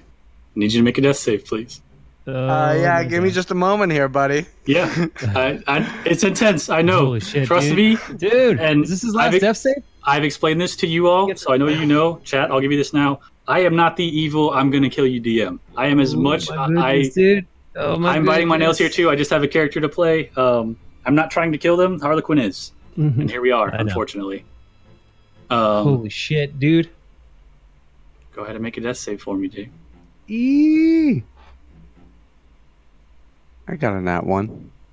Oh. How many is my luck on that? Can you use my luck on that? Can you Let's. I let me don't make I sure. don't think you Let can. me make. I don't know if you can or It's a death saves. D20. That's true. This is a specific kind of roll. Hold on. Oh, what the fuck? This is intense. Lucky. You've got your 3 luck points. Whenever you make an attack roll, ability check, or a saving throw, a death save is a saving throw. Oh my Oh, god. shit, I'm dude. shitting myself. Dude, my hands. I've been All clenching right. fists. All right. And I'm gonna, this is. I still have one more luck after this. I'm gonna roll this D20. You guys ready? You can. I'm not ready. I need some support here, gentlemen. What? What do you want us to do? Tell me I got this. Tell me I'm gonna roll this. I'm gonna roll great. Good luck, don't die! Fucking fuck. All right. Literally! You got a 14. Success. So you're at 1 success and 2 failures. You are still on the edge. Ooh. 7. I need you to make a death save. Yes. Oh, God. Where are we at in your ratio right now, 7? What do you mean ratio? Like how many fails? How many saves? Nah, he just died again. He's been brought. He's been stabilized. He just went down down, again. dude. That's a nat 20. That's a nat 20. So Even better. 20, daddy. that's 2 successes. Isn't Counts as that, 2 successes. isn't that a 1 HP auto? Let's see. Is it Let's a? put It's an my- auto awake? I don't know if I can't remember if you. I think you do auto stabilize actually. Let's double check. Yeah, you gain 1 HP. Well, I mean, in the not all DMs play like this. I remember fighting Right, some right. of this, but I just want to see how. Well, hold on. If it's, I'm just gonna go as written on this one, and I believe it's a. You stabilize. yeah, 1 HP. Yeah. You stabilize with 1 HP. yeah. Look, hey, one more time. So Third you time's even a charm. at this point on your own. Yes, he like you see him kind of. He's like on the surface of the stone, like bleeding everywhere. You see him even like slowly pick himself up, shaking. Emmett, you realize you haven't even done anything now in this moment to heal him, but you see him slowly just get up, He sputters for a minute, spits some of his blood onto the ground, and he gives the third time's the charm. Hey, third time's the charm. Nature's a fickle bitch, isn't she? Emmett, it is your turn. I stand up. I point at Day. I renounce the gods of this land before, the gods after, and I call upon the one, the only Diragosta, like my trial at 13. We need you. And I cast Healing Word on Day. Okay. That's only a D4, but let's get this bitch off the clock. You can do it at range. Yeah, 60 feet. Exactly. That's why I have both of them. It's only a D4. Yeah. It's also only one of the best spells in the entire game. 5 because of that reason. 5 HP. Okay, so you feel this even in your weird conscious unconscious state you've been in. You can feel yourself put through the ringer. Day, you're feeling like your mind is being attacked, your body is being attacked. You are dying, and it feels like it in every sense of the word.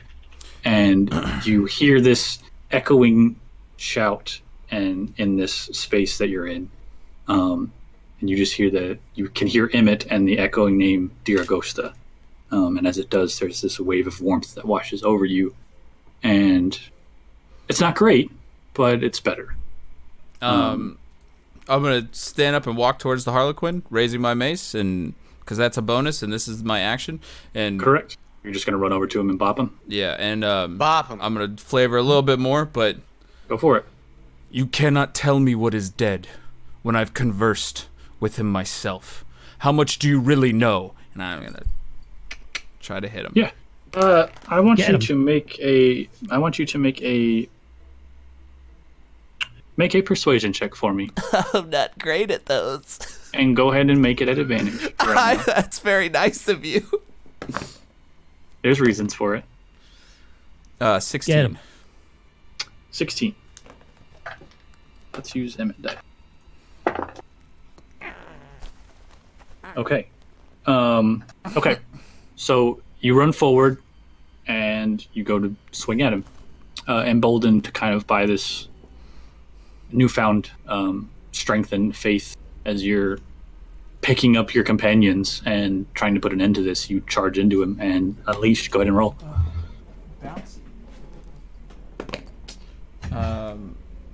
That is a 16. 16 just hits. Oh my god. That's the first time this motherfucking hammer this mace in my hand has actually done a thing. That's 10 damage.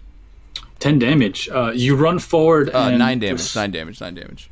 You run forward, kind of like with your shield out forward, and you throw your shield forward and swing.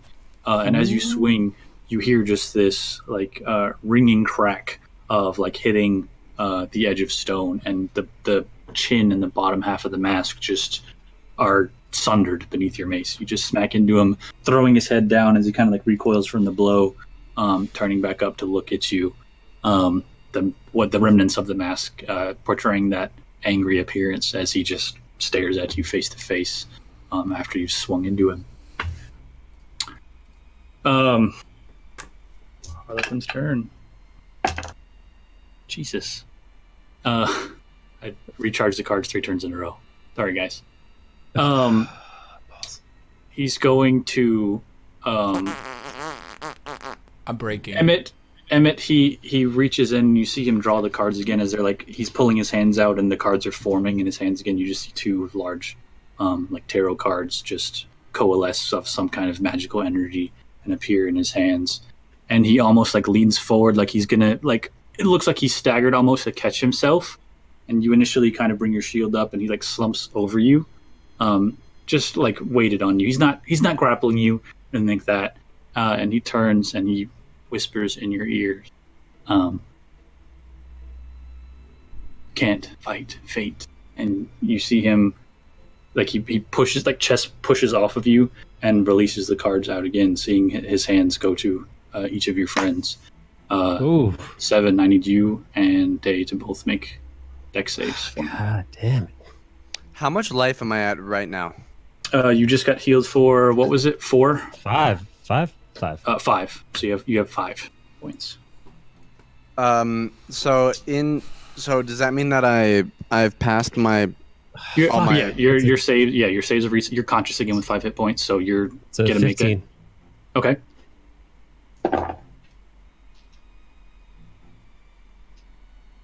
And for you, Day, dexterity save. dex save?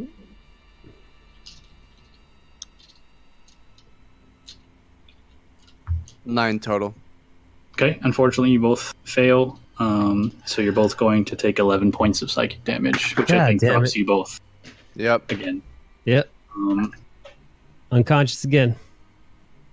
You see him release the cards as the cards rip through. I'm just kind of passing through both of your friends, and you feel that, like, just, you can hear from both sides just this, and you see Seven drop to the ground, Day's body going limp again, and the Harlequin is just standing, staring at you. Mask, as he's pushed off you, switched to the happy comedy expression again. Day, I need a death save. Seven, I need a death save. Oh, right. Yep. 8 total. That's a failure, but we're back at square one. Yep. That's a 10. A 10, I think, actually is a success because it says you need a 10 or better, so you have a little bit better chance of making it. So that is a success. Sweet. Emmett, it's your turn. Oof. I have no idea what I should be doing. I'm surprised I didn't bring a pillow with me. I've been knocked out so many times. You've kind of been playing the, like you're in this weird roller coaster of consciousness. Third time's a charm.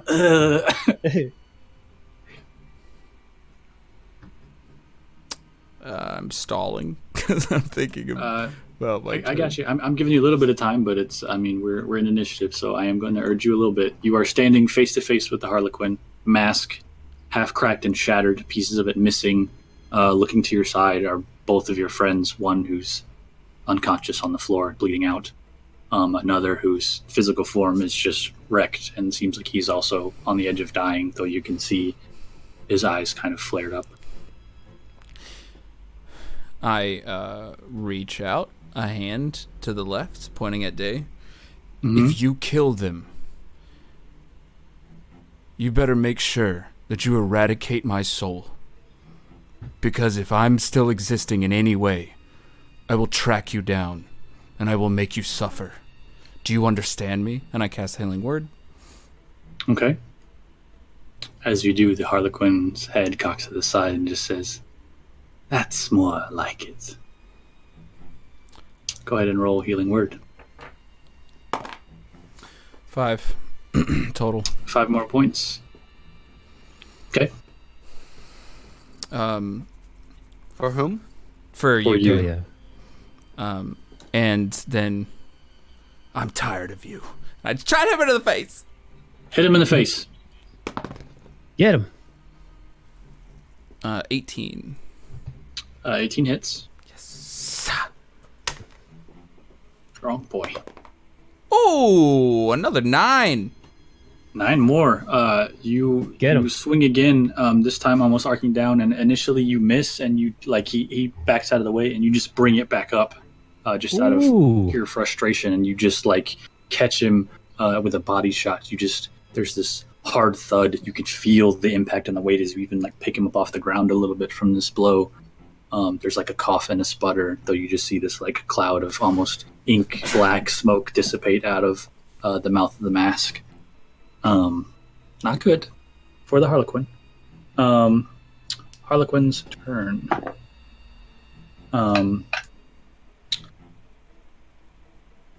He's going to disengage from you.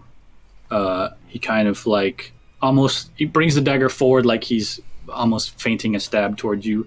You dodge out of the way very easily because the attack was not meant to hit, and he uses it to kind of hook past you and pushes forward.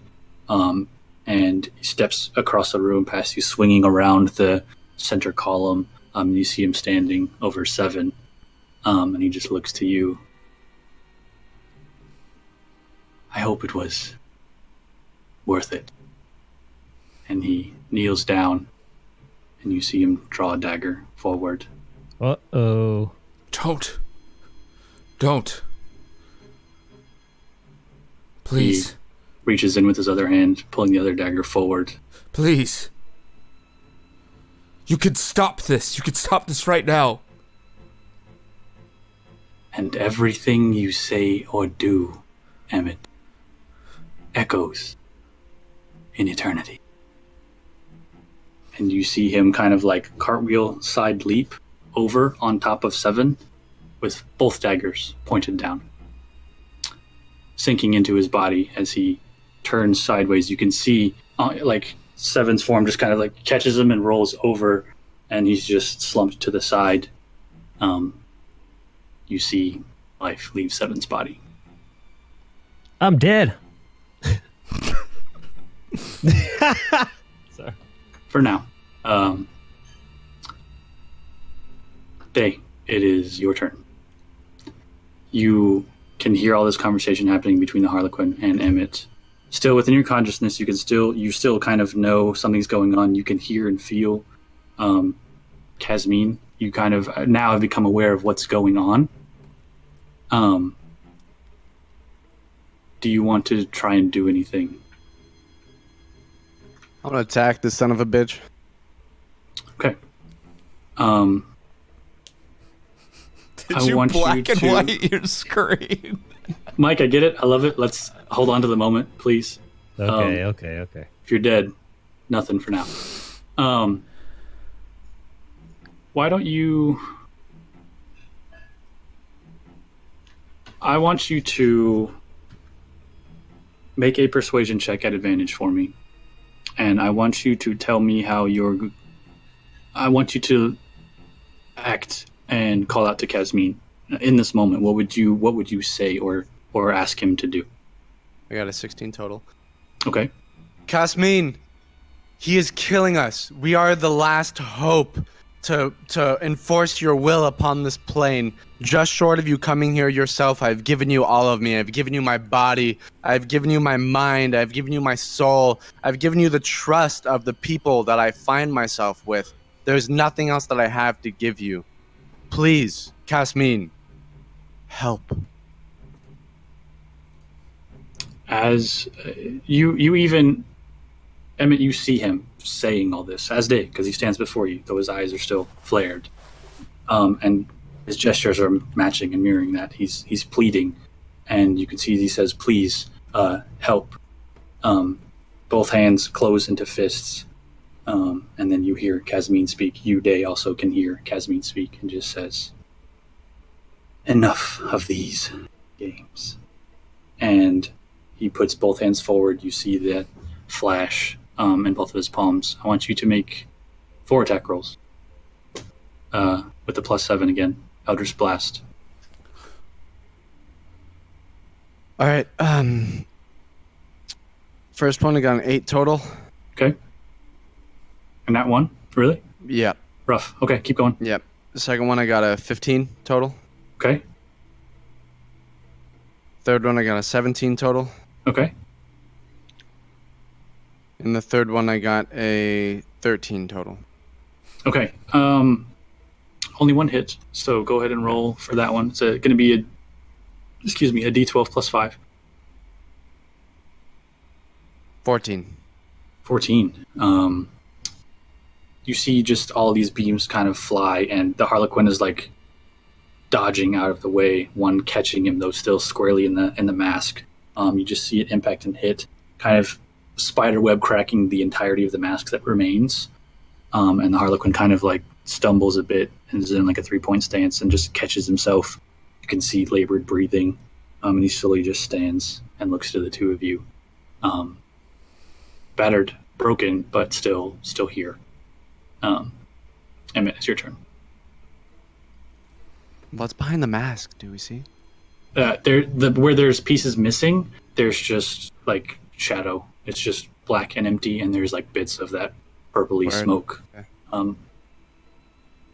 I rage over there. I mean, I'm screaming, and I just try to hit him. I move the weapon with the spiritual weapon with me. Yeah, to attack.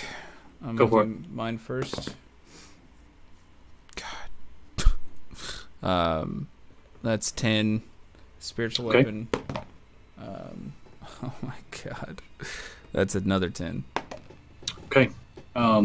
Seeing you run over, maybe a bit kind of blinded by just your rage, you just run forward and swing as he just kind of leaps to the side, ducking through both blows. Again, you and your spiritual weapon catching nothing but cape in this moment. Let's see.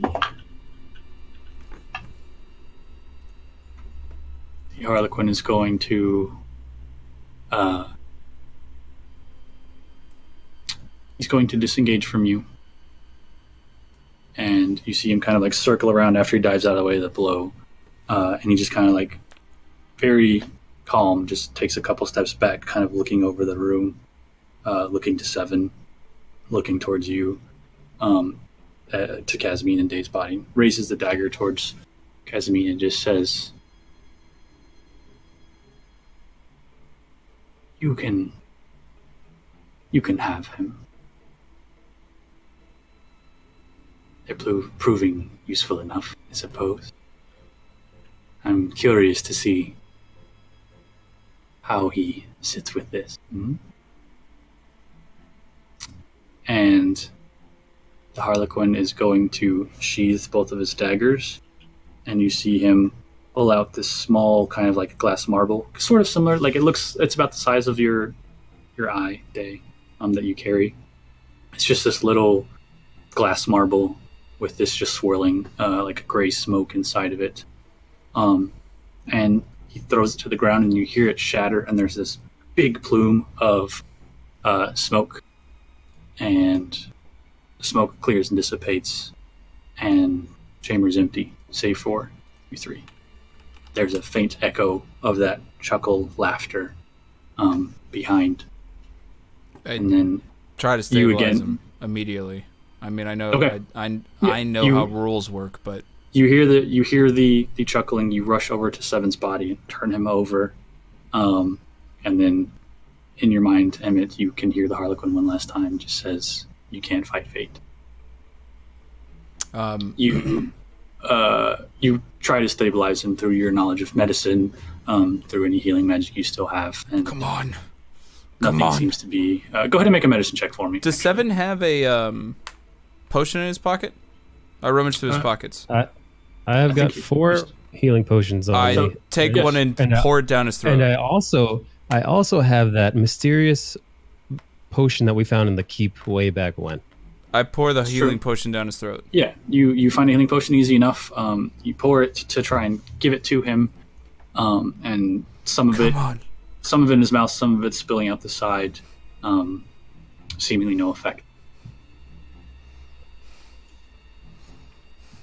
Day, we need to get out of here. We need to take him to a healer, someone stronger than me. He's... Day, you hear all this. You get so just keep in mind, Day, you're at least conscious in this. You can hear anything that's being said, right? But you're still like in that floating space. You can see that the eyes are still lit with that amber color, and he slowly just walks up towards you. You can see him kind of clutching his side. Walks over and puts a hand on your shoulder as he kneels down over and looks towards Seven, looks back to you, and you can hear Casimir. Well, suppose things could have gone better, but there's still much to be done. He kind of pats you on the side. What is that supposed to mean? Can you heal him? Can anyone be healed from death?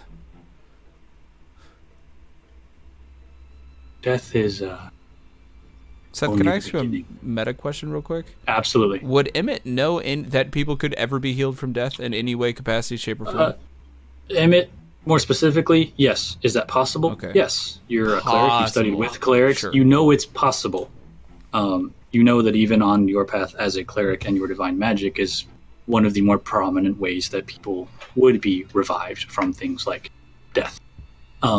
you know that it's A, usually expensive, B, usually takes someone pretty powerful, and C, even having all those things, it doesn't always work. At least in my world, it's not 100% just because you have all the stuff you need for the spell. Death is a consequence, and it's not, even if you have all this stuff and things to bring someone back, it doesn't always work. That's just how things are. But it's expensive, takes someone pretty powerful, and even then it doesn't always work. But then my question stands. Here's Kazmine. Yeah. Can you do anything? Do you know anyone who can? He grins for a moment and just kind of puts his hand on your cheek. You can feel it's warm. It's like it's comforting in a way. And puts his hand on your cheek, says, "Sometimes death is only the beginning. At the very least, death is truly an adventure. I would know. Help me." And he kind of starts to pick Seven up. You see him kind of like cradle him, and he like pulls him almost just into his lap, sitting like between you and him. Who was that? He calls himself the Harlequin. I don't know. No, not that fool. Who was that with you? You can see him like reach in, and he grabs like a bit of cloth from inside of a pack and begins kind of like just wiping off the blood from Seven. I don't know what you're talking about. You didn't see it. No. Was there someone there? You carried some of it with you. I gave you something back recently, didn't I? Yes. Let's see it. Pull out the necklace. He kind of just clenches it in your fist as you're like holding it to give it to him, just wraps his hand around yours, and he pulls it down and puts it on Seven's chest. Do as he said. Call for him. I put my hand on Seven's chest. Dear Agosta, you are here. I don't doubt it anymore. Please help us.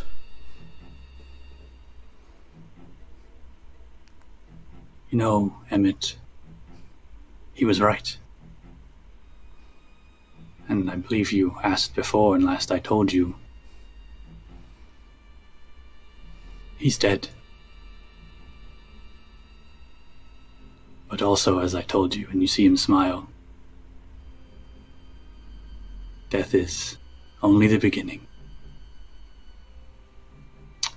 That's where we're going to take a break. Because we need one.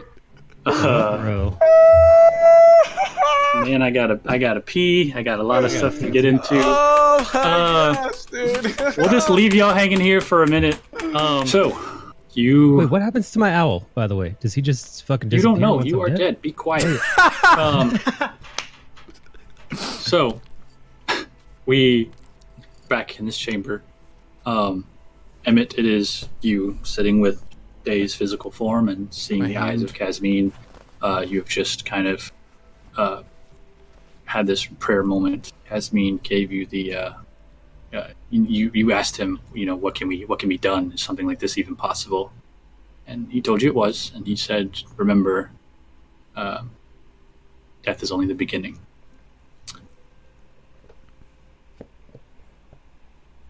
Emmett,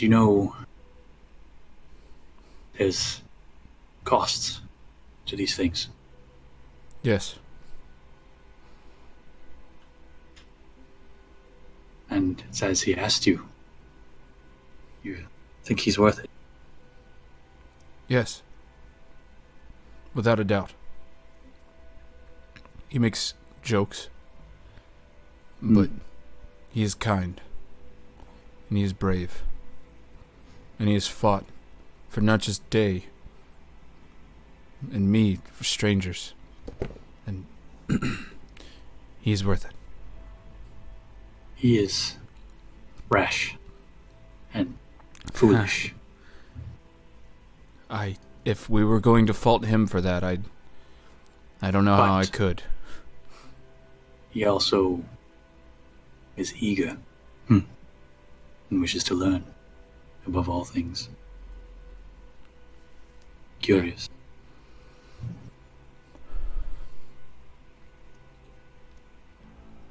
Will you promise me something? What? It's not your charge, I suppose, but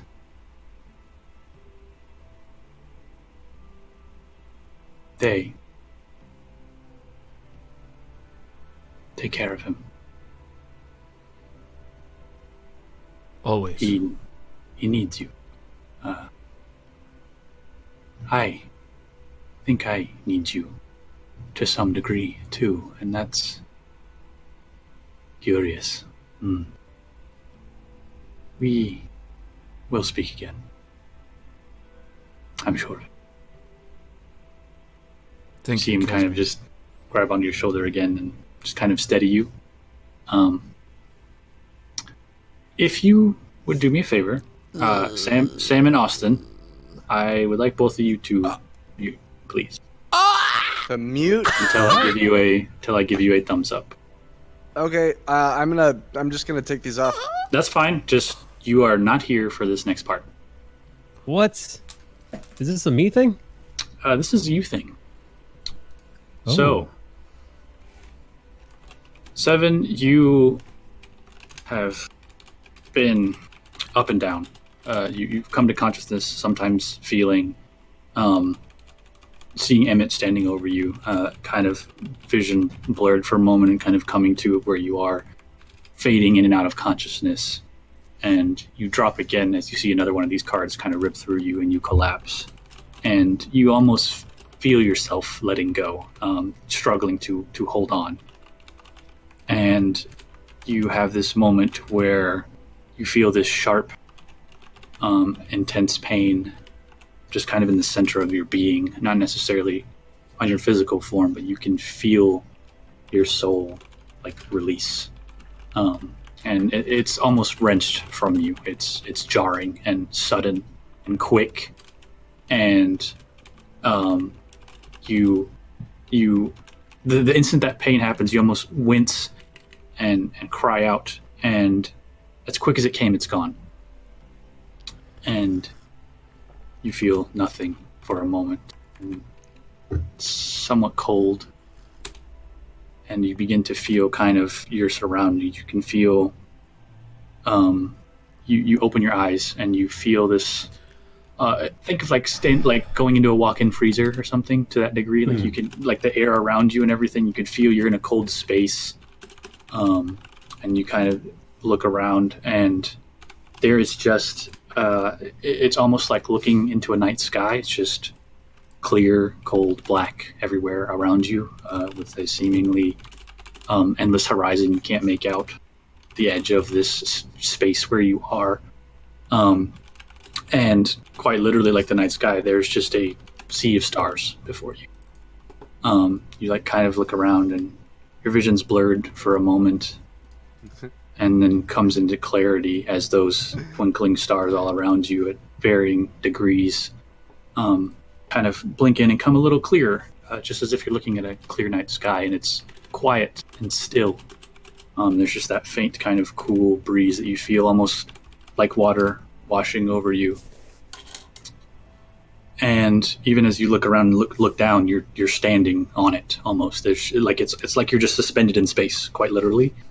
And you kind of instinctually take a step forward, and as you do, you step, and you can see the surface where your foot lands ripples out, shimmering across, and you see these ripples extend infinitely out from your step before they settle and go calm again. Beautiful. What do you do? This sounds beautiful. I'm gonna take a deep breath. Okay. I'm gonna. Do I have anything on me? I'm gonna check my. What am I wearing? You you go to reach down. You're dressed very normally. It'd just be like your regular shirt and kind of your pants and stuff, but you don't feel any. Like you don't. You check for like your weapons for a moment, and they're not there. And your cloak isn't there, and you're just kind of. It's very plain and simple, minimalist almost. You're clothed, but that's pretty much it. There's no money pouch, no potions. Oh no! Oh, it's just me. It's just you. Close. It's just you. I'm going to call for Allie. Okay. You go to snap your fingers, and you snap, and there's this echoing snap that happens, and Allie doesn't appear, unfortunately. I'm going to look up at the sky. Mm-hmm. Take another deep breath. Okay. Close my eyes. Why don't you make a perception check for me? Okay. Let's see.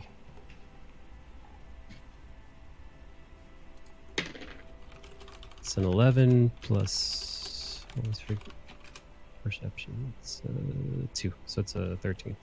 13. Yeah. You kind of look around as you've taken this breath, and you're just kind of gathering your surroundings and trying to figure out what to do. And as you're scanning on the horizon, you can see far off in the distance, like a shadow of a figure, just silhouetted against some of the stars. You can see some ripples eventually coming towards you, and you see them come up against you as if you were like standing in water. Though you're not submerged in anything. You're just standing almost like on top of a pool of water. It seems. It's weird. It's kind of trippy. But you see some of these ripples like break past you, in kind of waves spaced out, and can see that this form is getting a little bit bigger. Like a figure is approaching you. It's a good ways off. All right. Yeah, I'll call out to this figure. Okay. Hello. You call out and you hear this echoing hello, just growing infinitely big, like yelling into Grand Canyon kind of style, just this growing echo. And then you see the figure stop, and the rippling stops. I'm going to ask it, do you have any idea where I am? What is this place? That echoes as you say it. And you hear a voice call back that also echoes, but as it's echoing around, you also hear it as if the person is like kind of slowly circling around you. Like it seems like it has a source, so to speak, but it's like moving around you. Even though you're hearing an echo as well coming from a distance, but it seems like the figure's here just slowly kind of walking around you as well. You. Who are you? I am 7. I seem to be lost, I think. I'm not sure where I am or what this place is or how I got here. What brought you here? Well, last I remember, I was fighting a harlequin, and then I was here.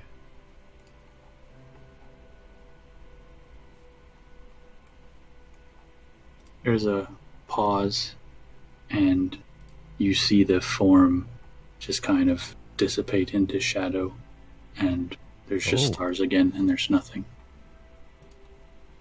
Well, that's different.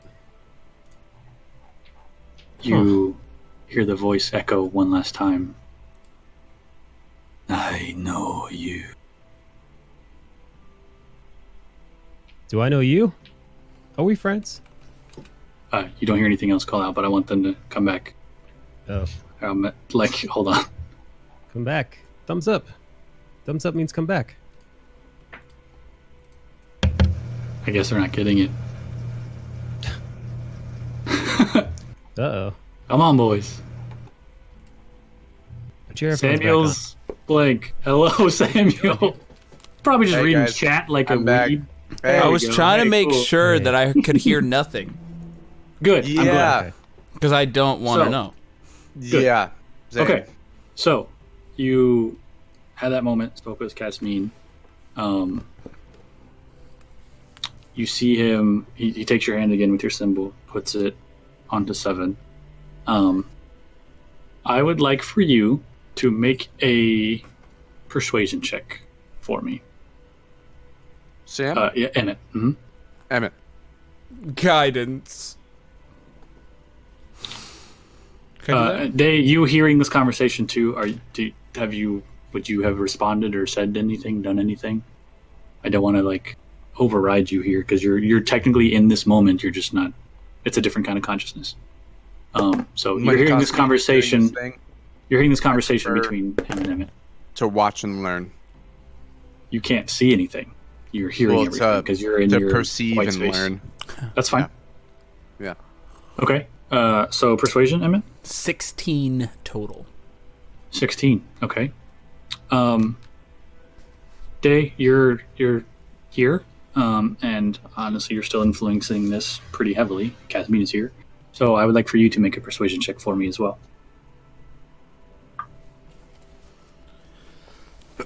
15 total. Let's see, 15.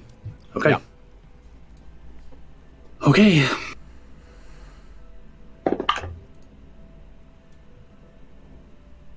Okay. Just so you're aware, and I'm going to take a picture of this. Yeah, I can upload straight to Discord. Focus, please. Phone. So I'm just kind of sitting over 7 with my hand on his chest. Has Casmine left us at this point? No, the eyes are still He's- there, so okay, you know it's cool. Casmine, Okay, cool. technically. So I guess I'm just kind of staring and hoping and praying silently. I'm going to upload this to the call so you two can see it, and no, I'm not budging. So, this is... You both had successful persuasions to influence the possibility of resurrection right now. Brought the DC down to a 6. Okay? So, and I roll that. Word. This is what I rolled. Just so you both know, I haven't touched it. I took a picture of it.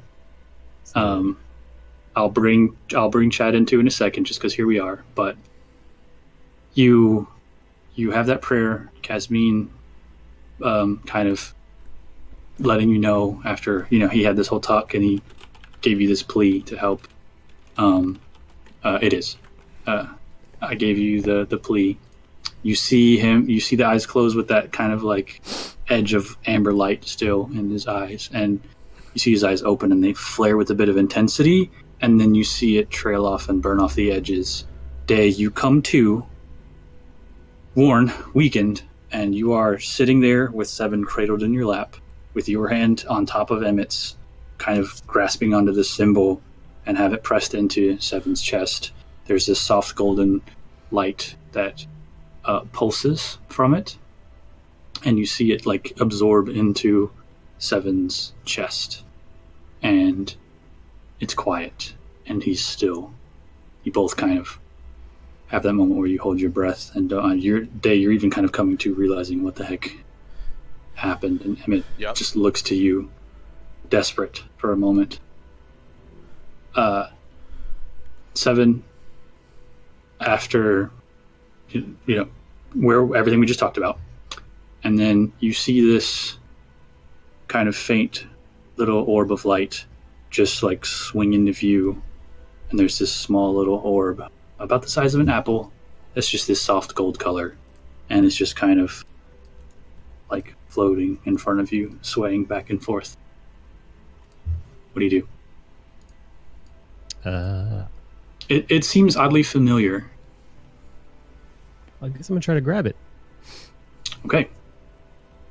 Kind of reach forward and like take it in your hand, and as you do, you feel something.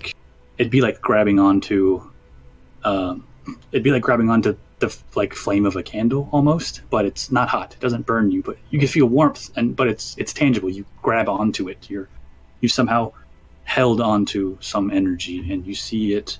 It's just in your hand. You can see the light between the separation in your fingers, and you just kind of stare into it for a moment, and you see it swell up and pulse quickly with energy, and you are almost blinded from it, and you kind of like think to instinctually like drop it and let go, and you open your eyes again, and looking up you see Emmett and Day. Oh. So you see his eyes open for a moment, and you feel like garbage. Holy shit, dude. You son of a bitch. Hey, I want how you to doing, buddy? slap him on the chest.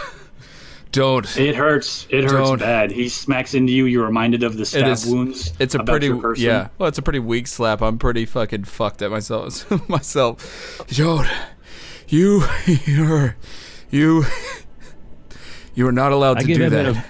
I give them both a big hug, from whatever I can manage from my. Kind of like he like arms around both of you and kind of pulls you down as you help him up and sit up.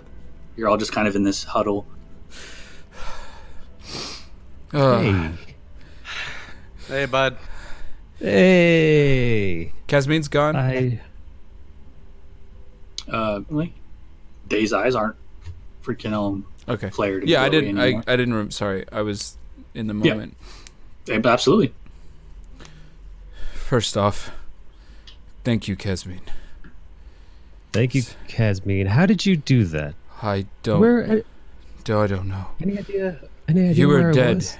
You were dead. Where? You were. What do you mean? What do you mean where you were? What happened? You were dead. I was elsewhere. What is that? That was somewhere else. Don't do I don't know that. where? You can't do that. You're not allowed to do that. What did you It was see? beautiful. Was there something actually There there? was a sky full of stars, a cool breeze, Are you fucking with clean, me? fresh air.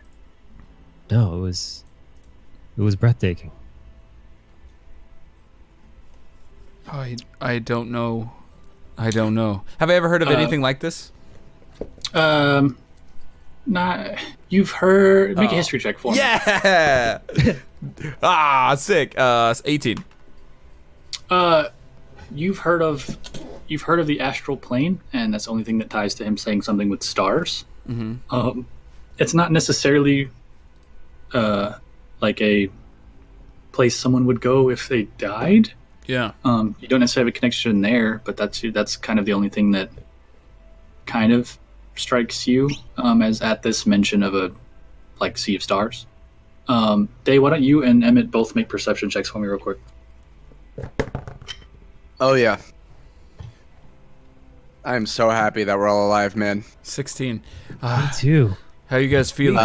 Because I'm about 5 total. I don't. Okay. Yeah. Even with a 5 is a very low DC. You're I have also a 16. right here and still kind of holding on to each other. Right. So you're fine too if a 5 made it. You both see, like looking at Seven and talking with him, he has this kind of faint, like silvery light aura like around him.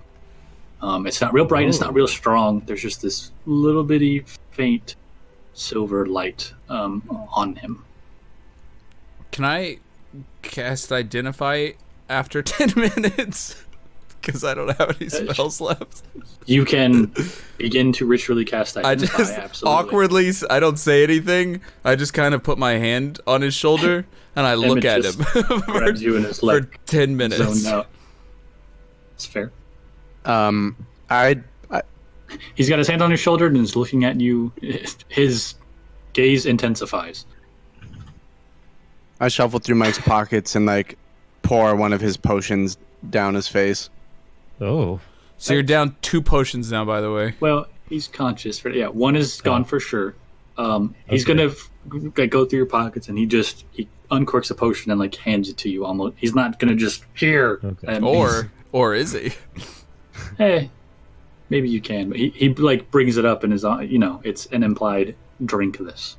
Sure, I'll drink a potion. How much is this potion? Standard potions 2d4 plus 2. Can you guys just be quiet? I'm doing a thing. Can you just? I got 6 minutes left. Oh, do you? Yeah. Yeah. Do you see that glow day? Yeah. I got some catching up to do. a little bit. How much? Can I talk during a ritual spell casting? Am I ruining? Yeah. Okay, but not more than what I'm doing. Okay. Yeah. You're focusing on the ritual. You're just speaking as you're doing your ritual. That's fine. How much did you remember? I heard things. I saw some things. I remember calling to Casmine, and my vision went white. And after that, I heard a lot. I heard the battle. I felt my body being wrecked to shambles. By the way, Day, as you kind of came up to, wipe your face and you're explaining all this to Emmett, you kind of like pull your hand away and you're just gesturing and talking, and you noticed in that hand, your right hand is your like one where you have your gem and everything, where you've been doing all your stuff. Your left hand is just bare. As you're gesturing and looking into your left hand, there's a small like little, almost it looks kind of like a birthmark or something would be. Like there's this blemish on the center of your palm. That's this like kind of purpley green color, and it's like in a little curled leaf shape right on the center of your hand. And you see that as you're explaining all this, Casmine showed him my vision went white, and you catch note of that in your hand. Hey guys, do I still have the mark for death on me? Can you guys see? He mentions and leans forward. You both check. It is still there. God damn it. You don't have it. Oh. Yeah, you do. You do. Man, but I died. I figured that would have... Stop moving. Stop moving. Stop. I'm like 3 minutes left. Just give me a second. Okay. You have some recovery time. You finish your ritual spell. I'm casting Identify on him to see if I can see any magical properties of himself. Sure. Go ahead. You'd like to what? I'd like to use a potion on myself as well. Cool. You chug a potion? 2d4? 2d4 plus 2. You identify him. The only thing that you get is there is divination magic on him. Does it look... Have I ever seen anything like this silver before? Does it look like my spiritual weapon? I'm real grasping at straws here. No, it doesn't. If it's... I'll narrate that a little more, but no. In this instance, no. You're not sure what that is. You can, if you want to try and discern it, you can make an Arcana check. Yeah. 13. 13. I mean, you're definitely getting magical vibes from this. He hasn't always had this silver aura. And it's still there. Him. Like 10 minutes in, 20 minutes in. It's there, yeah. I mean, it's very faint. Right. He's right here. You're all like practically like touching in a huddle. And you notice it. It's faint. It's just like on him.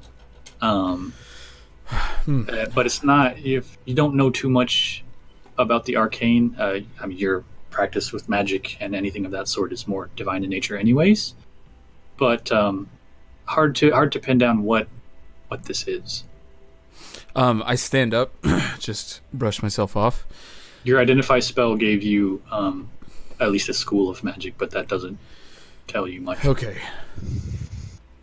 Day, I'm gonna give us a recap real quick. I should talk to God thing. That thing is the worst. It killed you guys multiple times. You called out to Casmine. Casmine saved our ass.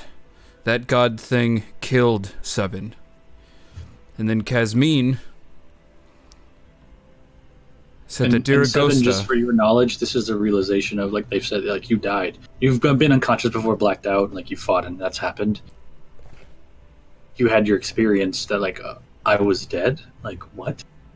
That's hitting you now with this knowledge. So, you can piece that together.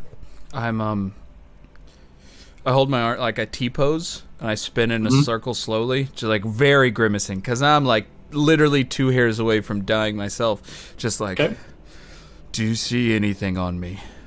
Do you see God? A God?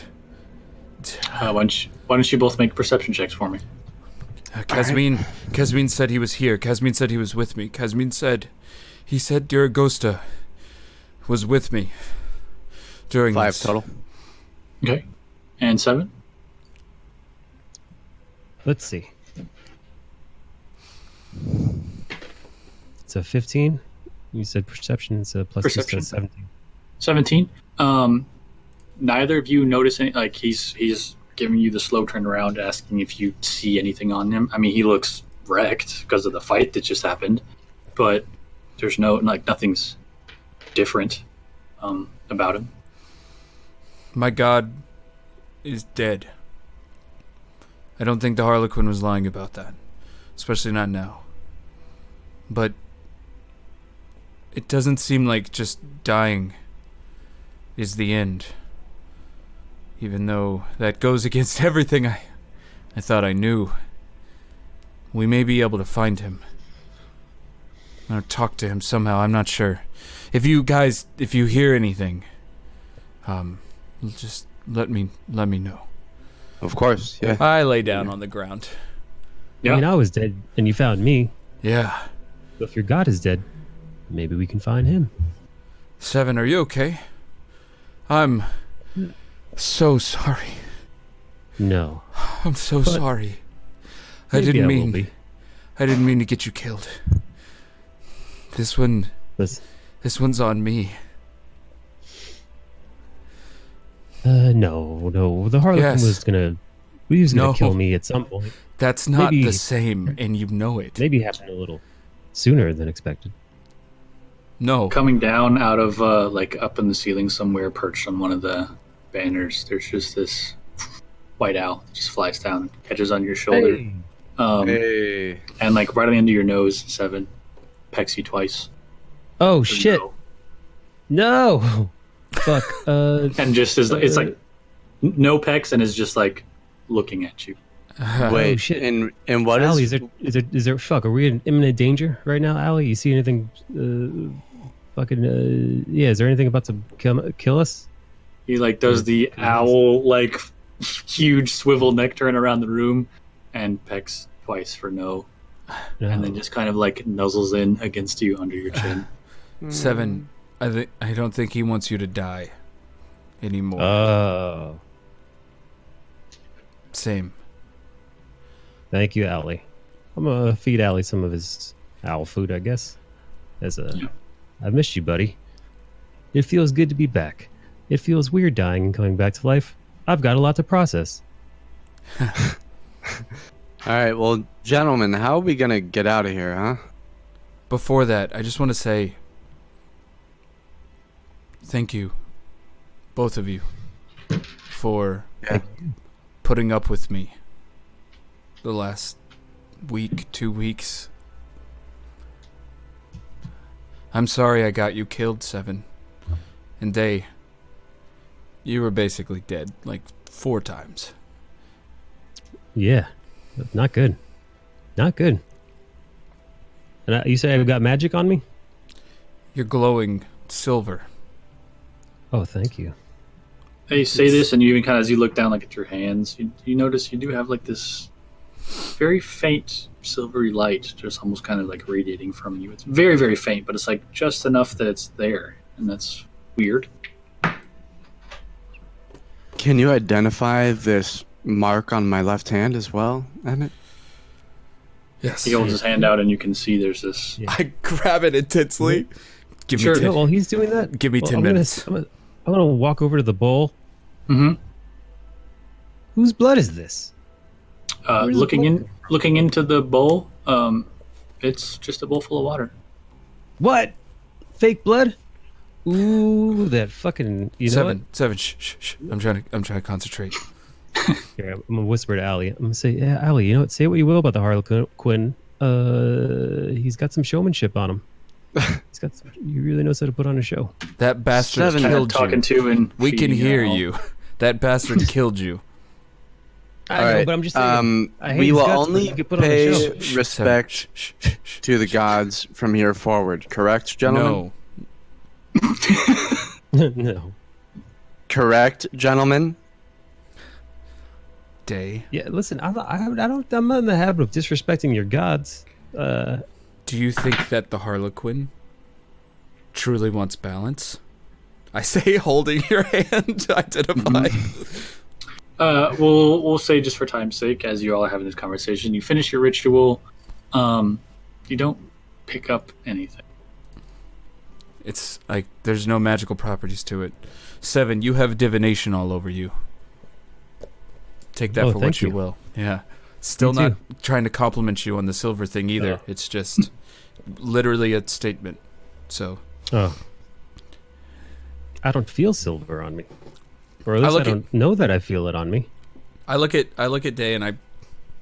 Do I feel any different? Yeah, Emmett, what's up? You feel like garbage because you died. But I mean, you don't feel that you're worn out, probably. I don't... Not in a conditioned state, but you're exhausted. I don't want to say this out loud. I don't know if he can actually hear us, but fuck the Harlequin. Oh. And you will never say that aloud again, correct? Correct. We're messaging back and forth. Correct. Yes, You see them having an intense stare. You're kind of privy to what that is. Will you please tell Day everything I just said? And I just kind of... I respect all of the gods. All of the lesser gods. All of the demigods. 7, Emmett wants to be sure you know. Fuck the Harlequin. And I just stared down 7. I assumed. I assumed. And we will only speak respectfully with our words from here forward, correct? Yeah. Why am I getting lectured? Freaking. 7. I'm surprised it wasn't you in the first place, 7. Listen. That thing took a finger. I'd assumed it was only a matter of time before he took more. Do you think? I wonder. Do you think because I'm actually dead? Here, do you think because I'm actually dead, he'll come back? What are you guys talking about?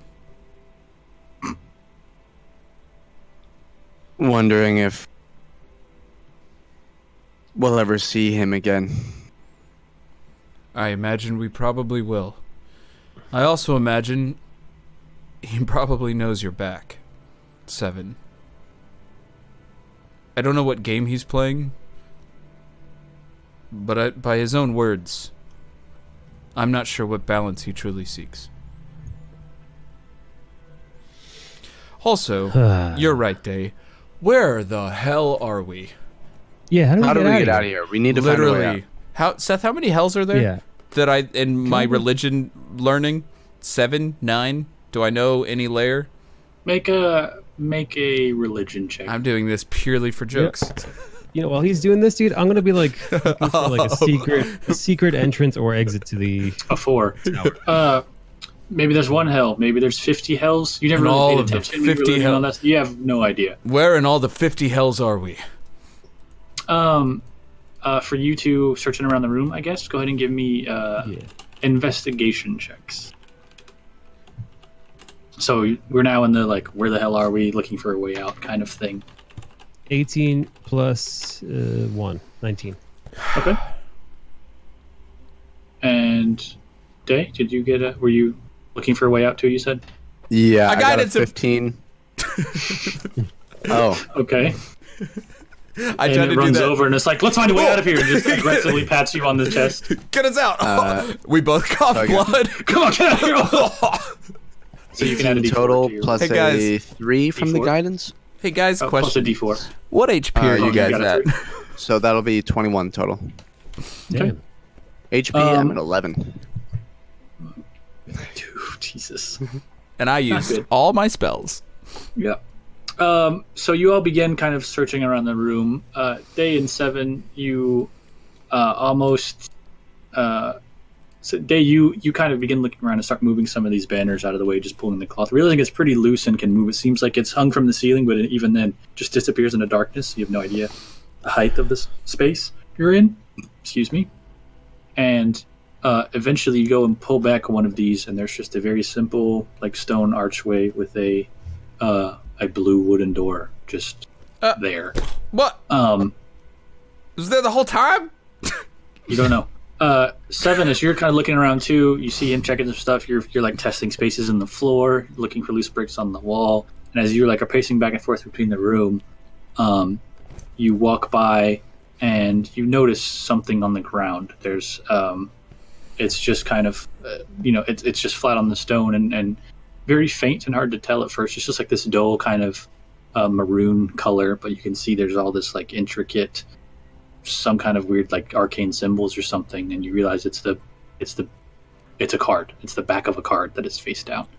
You just see this card laying on the ground. I'm gonna mage hand pick it up. Okay.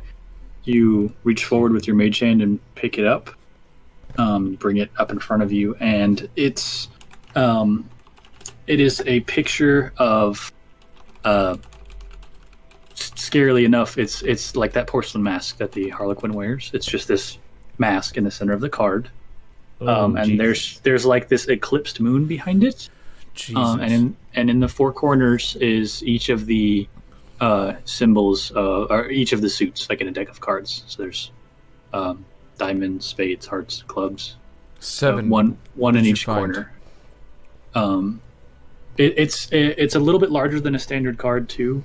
It looks like a tarot card, but it also resembles the cards that were thrown and ripping through your bodies. Does it look like at least at first glance deck card? Because I've seen a couple now. No, it looks like a tarot card, like something like a fortune teller would have. Yeah. But it has the symbols of the. In each corner is yes, like in each corner is one of the suits in a deck of cards.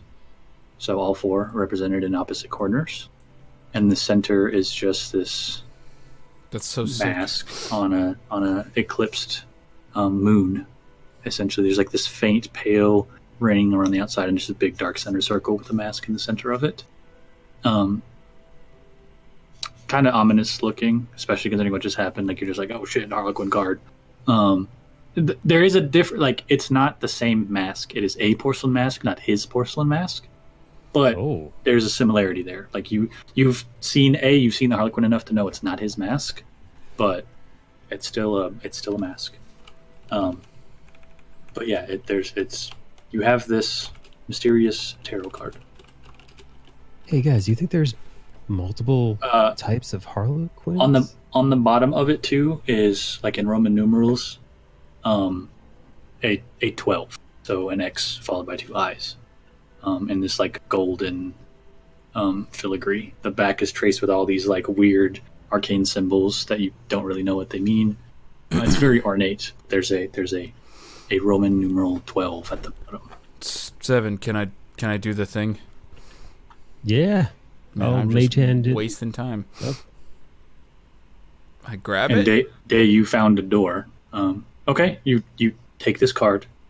It's dense. It's like a really heavy cardstock or something. Like it's not. This is not flimsy, right? This is not like just a flippy piece of parchment. Like this is. There are edges where bits of the ink seem like kind of cracked. It seems old. It's just an oversized like tarot card. You're just holding this card. You turn it over. You see the back is covered in all these kind of like arcane symbols, and it's very ornate. I'll identify this later, if that's okay with you, 7. Yeah. Let's get the hells out of here. I found a door. That's a great start. I put it in my pocket. I save it for later. Yeah, let's see. Let's see if we can find old Cal. Maybe he might be able to help us with all of the problems. And I make a move to open the door. A fistful of jewels and daggers from the stash house too, right? Well, that actually happened. Yeah. That did happen. Not jewels, but like jewelry. I misspoke. Cool. I figured you knew what it was. And Yeah, rings cool. Yes. We'll deal with Not it. I just gems, wanted to make sure I wrote it down right. Yes, you did grab that stuff. Just the whole shit there happened. So you all are approaching Day. You kind of pocket the card.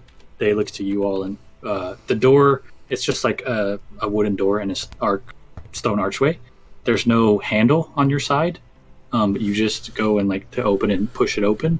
It does push open, and there's just like it's like a soft white light, but there's like nothing. It'd almost be like stepping out like into daylight from a dark space, but like you can't see anything even when you kind of crack the door. There's just this faint soft glow, but that you can't see beyond the space. So you just kind of crack the door open, and it's like there's that. I'm not. I can't. I I'm having PTSD. Do you guys see anything? No, I see light. That's it. I see literal light. Is this what it looked like when you died, Seven? Are we dying? I'm freaking out. Is that what's happening right now? You can hear from outside crackling of like a fire in an inn or something, like just a tavern fire, or a campfire or something. Like the small like crackle and pop of like a campfire burning, just like coming from the other side of the door. Fuck it. I put my head through it.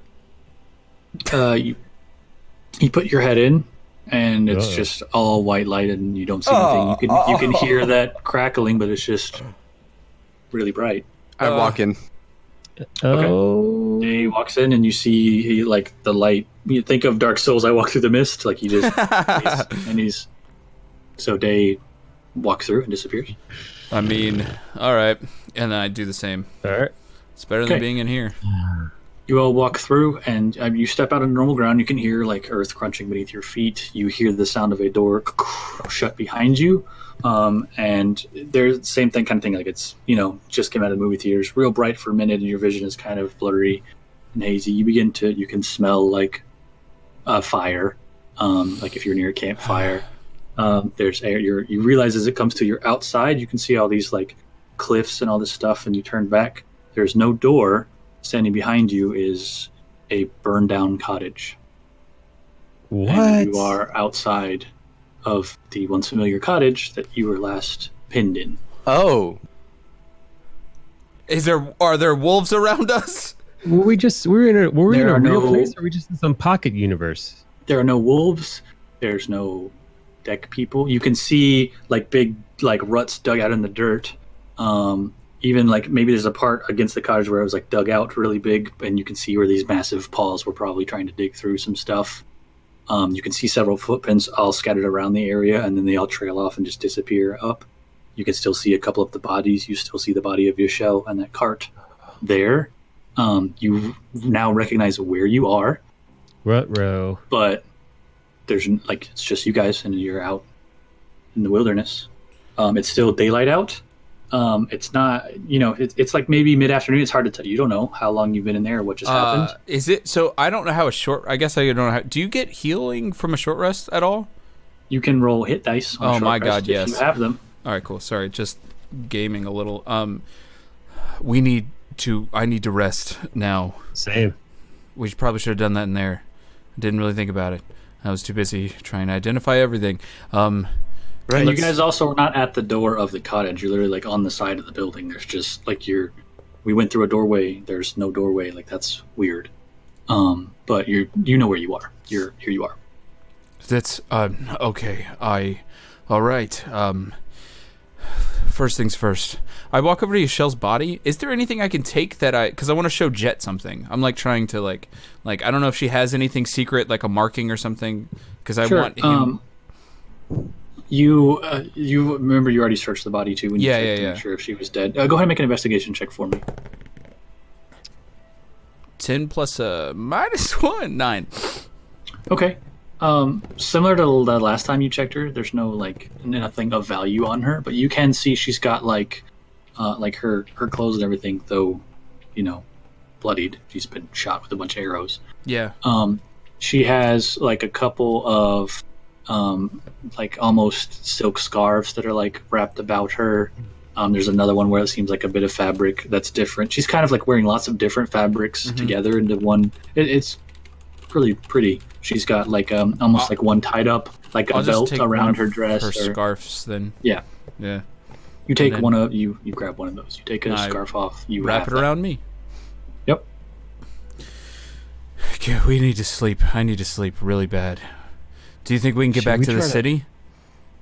Can we get back to the city? Should we rest here? How long did it take us to get to the city? From the city to out like here, an hour or two? Yeah, it was a couple hours. And given the time of day right now, your guess is it's anywhere between like 3 and 6. It's not settling to be like moving into nighttime or evening, but it may be. It's hard to tell. It's sometime in the afternoon. You're not sure. Let's go back to the top of the hill and make camp and sleep. Like I think the world can wait 8 hours, because otherwise we may just actually die. Maybe it'd be better to I mean, you can long rest here. It's just remember you can't. You can only long rest once in a 24-hour period. So if you're long resting here, that's going to be. You can. It's just tricky, especially if you guys are trying to possibly have someone on watch because you're just out in the wilderness. Right. So you can do it, but I mean, at a minimum, out of the 8 hours, you have to be resting for 6 to gain a benefit. And that even if you're all watching on 2-hour intervals, there's going to be a 2-hour period where no one's awake. And short rest is how long? 30 minutes to an hour? Or an hour? Right. Short rest, I mean, let's say you need at least an hour. Okay. Well, short little activity. You can short rest without a problem and actually try to recover a little short bit. rest and then get back to the city? Mm-hmm. Yeah, that sounds good to me. Metagaming heaven gods, I can hear in my voice. Emmett says, knowing he's so you guys get to the top of the ravine. Hold on. You guys get to the top of the ravine and like want to make a small camp or anything? Yeah, like that? yeah. Just not really a fire, but just enough for us to, I don't know, sit around. I just want to lay down. I'm just gonna lay on the ground and try to sleep.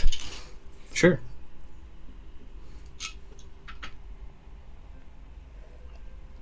Yeah, I go ahead and do the same thing. I just kind of plop down, get ready for my short rest. Sure. And at this point, I'm not worried about taking watch. I'm resting. Well, yeah, I mean, yeah, that's fine. Seems like everyone's actually just focused on resting. I'll take your passive perception effectively into account for this. So, you know, Mine's unless you want 34. Sure. So okay, well, unless you guys want to, like, I'm not going to take it away from you. If you want to, you're chilling here for an hour. Do you want to do anything, say anything to each other, or we can just speed through this if you'd rather? Oh, I wanna pass out, man. Yeah, I'm so dead. So much to You handle. probably all give each other the nod of like, Yeah. that sucked, and everyone just is out. I'm just gonna pass go ahead and out roll. because I feel so dead. No offense, So on the Seven. short rest, anything that would come back from a short rest, Come on, that was as your good. class, if you regain it, you get that back. And go ahead and roll hit dice. So you have a pool of hit dice. You should have one per level. So all of you have 3 of whatever your hit die is right now. 4? You can What did you 4? 4. Yeah, sorry, level 4. So you can roll your hit die, and like roll whatever that is, and add your Constitution modifier to it, and you heal that much, and that die is used. Minus 1d8 plus 2. Rolls. My hit die is 2d8. Does that make sense? No, your hit die is 1d8. You should have a total 1d8 of 4d8 because you get a hit die for every level in a class, and you have 4 levels in Warlock. So you have a pool of 4d8. Those are your hit die. You can. What is back, this? baby. Channel divinity Oh. reset maximum HP changes during this rest. Wait, Oh, what? I don't know. It just doesn't recover. We'll talk about it later. It's on. It could be a D&D Beyond thing. It may be, but yeah. So you might get it back on a short rest. That might be why. That's fine. Yeah. Well, I didn't even use anything, so it's fine. This is what hit die and short rests are for outside of other things that you recover from a short rest. It's a quick little pick me up. So your hit die is like a pool of dice you can use to heal with when you're catching your breath, you're recovering. So you can roll, and they don't have to be all, like, you can roll 1 and add it and then like decide if you want to keep going. I went all So the just way. roll hit die until you want to stop and heal that much. And add your cons mod? Yes. Feel a little better. You don't get spells back until long rest. Correct. Depends on the class. You don't. Specifically, I get them back. Forge Cleric. You get them back? You son of I a... got all of them back, baby. Warlocks love short rests. Yeah, dude. damn, Give me dude. a little short rest. I'm good to go. Yeah, he gets all 2 of them back. That's the like they have much more limited that's slots the back. thing. Yeah. Oh, I don't get my 8 back. Yeah, Eight whatever. slots. I may have 7. I have 7. Okay. That's so You went through all Oh. of them? Yeah, you did. Holy shit. Yeah, dude. I like this whole standing healing oh, yeah. word healing word like it was. I went Spiritual weapon heals. I Yeah, was you went full cleric. 2, It's okay. 2 Yeah, you HP. We were 2 HP effectively from honestly a total party kill. Like Holy shit, Possibly. because dude. I had Possibly. 2 HP. Like Wow. We were so close to dying, you guys. You Wait, too, I mean, dude. that's also what Potion this was is- almost dead as well. This is Austin, what you we're got all the thinking two as we're dreaming, fails. right? Like we're all sitting there More or less. we're dreaming about like, oh, Dude, You guys, and not even that. You don't have to literally go to sleep sleep. before he lucked. He Yeah, would Austin was about have. to. Yeah, he would have. You guys, you don't have to literally go to sleep. This is just you're catching your breath. You're taking a minute to rest. I'm You're wrapping, chilling. I'm bandaging up blood and wrapping and Yeah. medicining. Exactly. So short rest happens. You all take a short rest. Can I? You notice that it does begin to the light dims a bit. Evening is setting in. It's not like nighttime per se, but evening is. Let's say I have setting in. let's say I have a cloth and I wipe blood off of me and now it's all bloody. Can I mending it back to not bloody? Over and No, over and there's over. not a spell for that. It's not okay. torn. It's not mending. Oh, it's a That's break what- or a tear. Okay, cool. I just pure flavor. You do that and you're like mend. Nothing happens. All right, cool. Yeah, this. Should we try to get back tonight? Yeah, that's a good. Yes, I don't want to be out here much longer, right? Yeah. I'm going to have Ali slip into drone mode while we Good call. go back. Good call. Good morning, by the Keep an eye way. out. Guys, I just want to say I wouldn't want to die with anyone else. Thank you. Well, I I wouldn't did want to die. die at all. And Yeah. I'm glad that I died with you. If that. That's true. I keep kind of forgetting that part. I'm not trying to be insensitive. I'm just saying No, it's okay. that Welcome So back. using Seven. the map and the familiar path, you guys begin to head back. You have your owl in drone mode. Go ahead and make. Why Guidance. don't you make? Well, he's already sent the owl off. Oh, right. It'd have to be touch anyway. So you're like, I want to guide that owl really bad. I want to It's slap flying Allie's away. ass. Oh. Go ahead and make a. Why don't we say for the journey? Give me 3 perception checks with Owly. So these will be at advantage because of insight and +3. Hang on. That's a 18. This is a 21. That is a 15. So that's a 18. And that is a 4. It's a Well, at advantage. So Oh. reroll all those and see if you would have gotten a higher number. So it was an 18 and 15, right? So you What would was take it? the 18. Yeah, take the 18. Mhm. So that's 21. So you said +3? 21 for the first check. Okay. So 2 more. We're just that's spacing a- these out over the course of your travel. That's an 11 +3. It's what's that, 14? Mhm. Oh, wait, Well, you said just roll that- twice and then take whatever the high result is and then add the +3 to figure it out. All right, yeah, 14.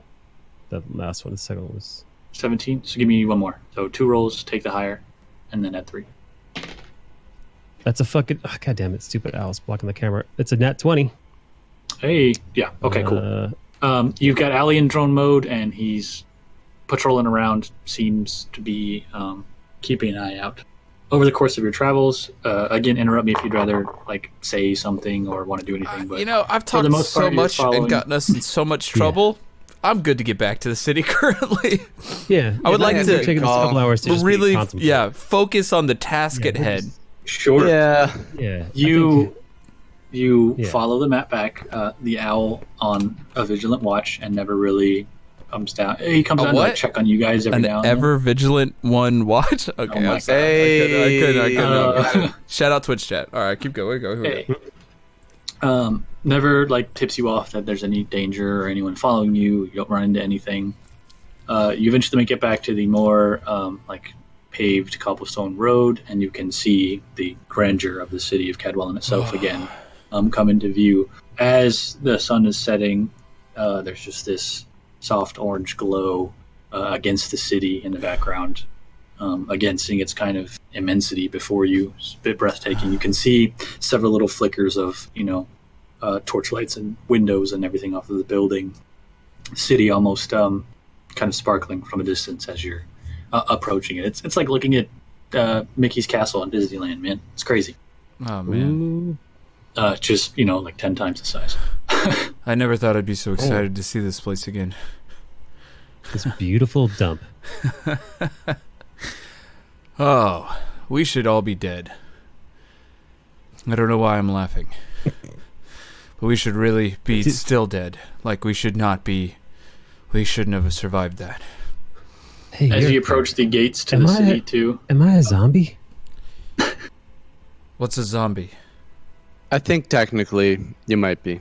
What is that? The undead. Yeah, remember those? I channeled divinity. I hold up my hand on his face and I channeled divinity, turn undead. Okay. You see him kind of like reach up and just grab you by the chin, and his Are hands you like glow an- for a minute, and there's like a quick little flash of light from his symbol underneath. Nothing happens. I mean, he's just like, You're not undead. So, Thank you. but we can call you a zombie if you want to. at this point, you also notice as you grab onto his face, he's not silvery anymore. That is seemingly Oh. faded. You're also not glowing anymore. So, I kind of like that glow. yeah, it was kind of cool. You pass by travelers on this road into the city, eventually getting closer and closer to the gates, and you pass by and see a couple guards like on post by the gates. You see some on horseback just like riding around, patrolling as normal. As evening settles in, you enter the city. Where you headed? Back to the guild, I would assume. Okay. Yeah, Guildhall. Guild Streets hall? are still. I was gonna talk to the cow. I'm going to bed. Gary. All right. Yeah. Maybe that's better. I'm resting for the night. Like I've gotten an. Yeah. I No, God, you're right. I don't know what you guys want to do, but I'm gonna go eat, drink, and fall the fuck asleep. Yep. Streets are fairly busy. It's not overly crowded as it is like during the day or early in the morning, but it's still, it's early evening. People are still about.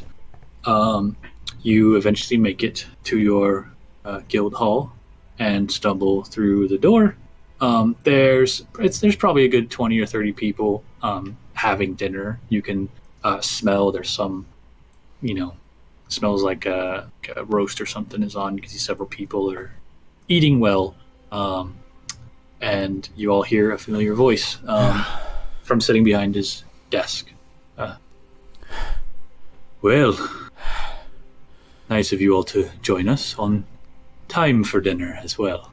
Kind of gives a big fall chuckle to and my strokes his knees. mustache. And I kiss the ground. Is that Obcrin, I'm assuming? It's Obcrin. Obcrin. Oh, I'm gonna throw my arms around Obcrin. Give him a big Okay, old hug. he kind of like is a bit taken back and just Yeah, and I'm gonna claps give him you a on the back. I'm gonna give him a smooch on the cheek. Oh, Obcrin, I have never kind been of happier to see raises you. an eyebrow at you and just strokes his chin. It's like, Oh, I suppose I'm happy you all are here for dinner. for a change. Obcrin, And I'm What happy is- to be alive. your finest wine. I want it for everyone. It's not an inn, is it? No, it's the league hall. We've probably got some wine in the kitchen. Get We'll it. be going. I'll get it. You sure? Where do I get it? I'll go Do you get have it any right champagne? Do you have any champagne you were saving for a rainy day, Obcrin? now. It is raining outside, Hey, metaphorically, in our hearts. Right. We're reigning in our hearts. We're reigning together, but we're Right. alive, and you remember that. Don't you die on us, Obcrin. You We understand me? almost died, Oh. Obcrin. Well, Well, Okay. we did. you almost. 7 Died. did die. All Remember right. that. Oh. As a dead man will- walking. It's true, I died. Okay, I'm gonna go sit and get down. The wine. You should have a seat. He kind of just pats you on the shoulder and moves past you. Gets you to head into the kitchens. Oh boy, I'm sitting down. You all take a seat. Obcrin eventually comes back and he sits 3 tankards on the table, and you see Thank him. you. He kind of like looks at something. He's like, "It's our finest wine, I suppose." He just sits this bottle down on the table. Kind of staggers you forward as he just pats you on the back again. Emmett goes back to his little desk. Do I know anything about this wine? Make a perception check. Obcrin, any word from the city? Have you guys had to shut down yet? 16 total. 16. There is a you kind of like look at it. There's and it's a simple label.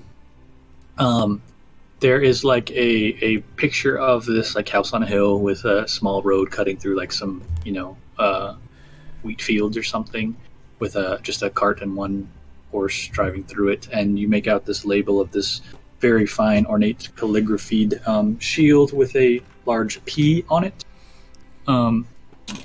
Excuse me, which you do recognize. It's a wine coming from vineyards belonging to a noble family, which you know of, the Pents, Pent. You know of this house, and this is what their nobility and everything is built on. They run a very successful winery. I'm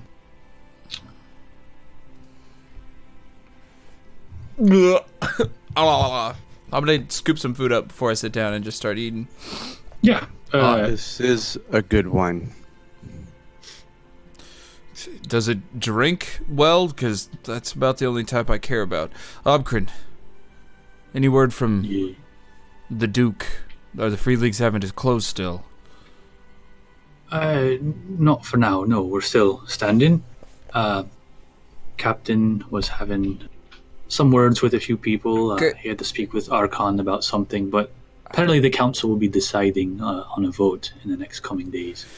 How long ago was that speech? This morning. Oh, wow. It's been a long day for us. I apologize. It's been a long day. I can tell, but you're home for now. Rest, eat, drink. Could we have some more food, please? Sure. Yes, please. Obkrin, I want you to know before you flag leave. Somebody down. You're good shit. Like, you're real good people. And Thank you. I'm sorry if I dick around too much. Yes. I'm used to it, shall we say. I've been quartermaster here for quite some time. What's happening with the shutting down of the guilds? What happens to this guild hall? What happens to you? What happens? It's a motion for now, and only that. So, for now, When do they move to enact the motion? that's what Do we the know? council will decide in the coming days. Depends. Something as impactful as this will take some time. Okay. Probably a few days, at least. Could be more.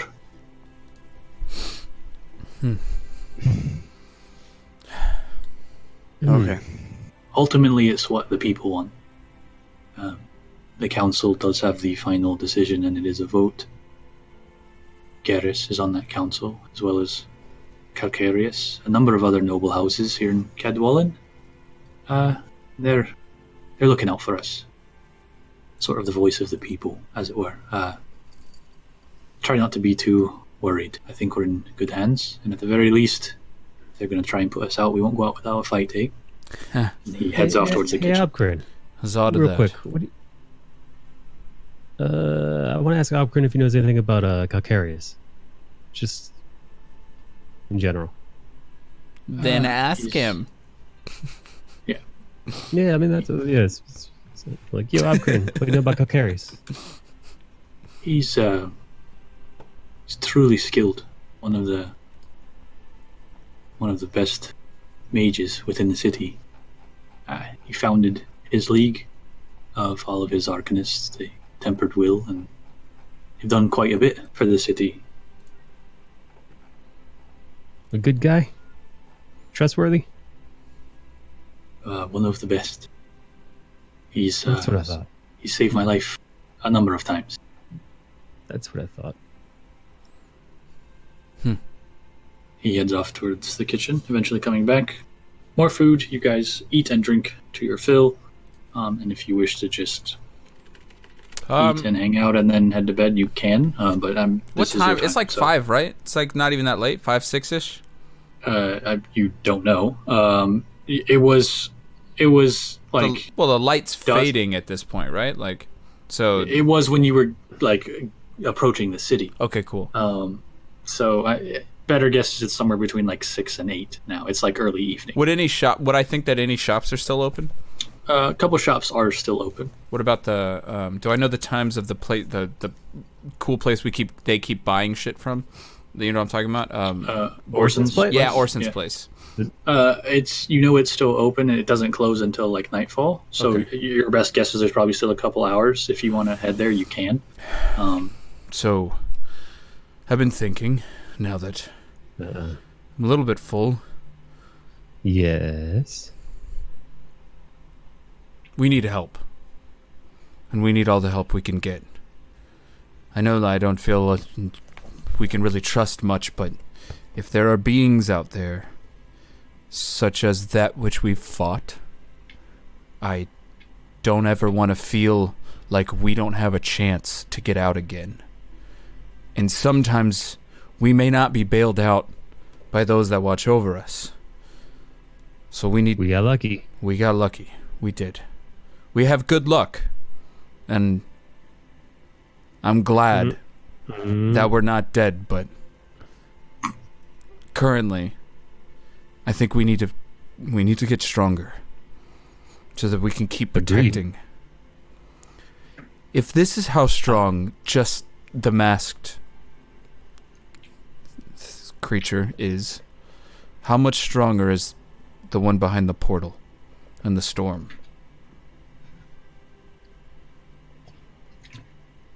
It's a question I'm not sure I want answered just yet. Yeah, me either. I'm not saying that. If anyone can hear me, I'm not testing. I believe in your power and your might. I really do at this point. It's just more of we're just from a couple of tables away, you hear just thank you. Takes a drink.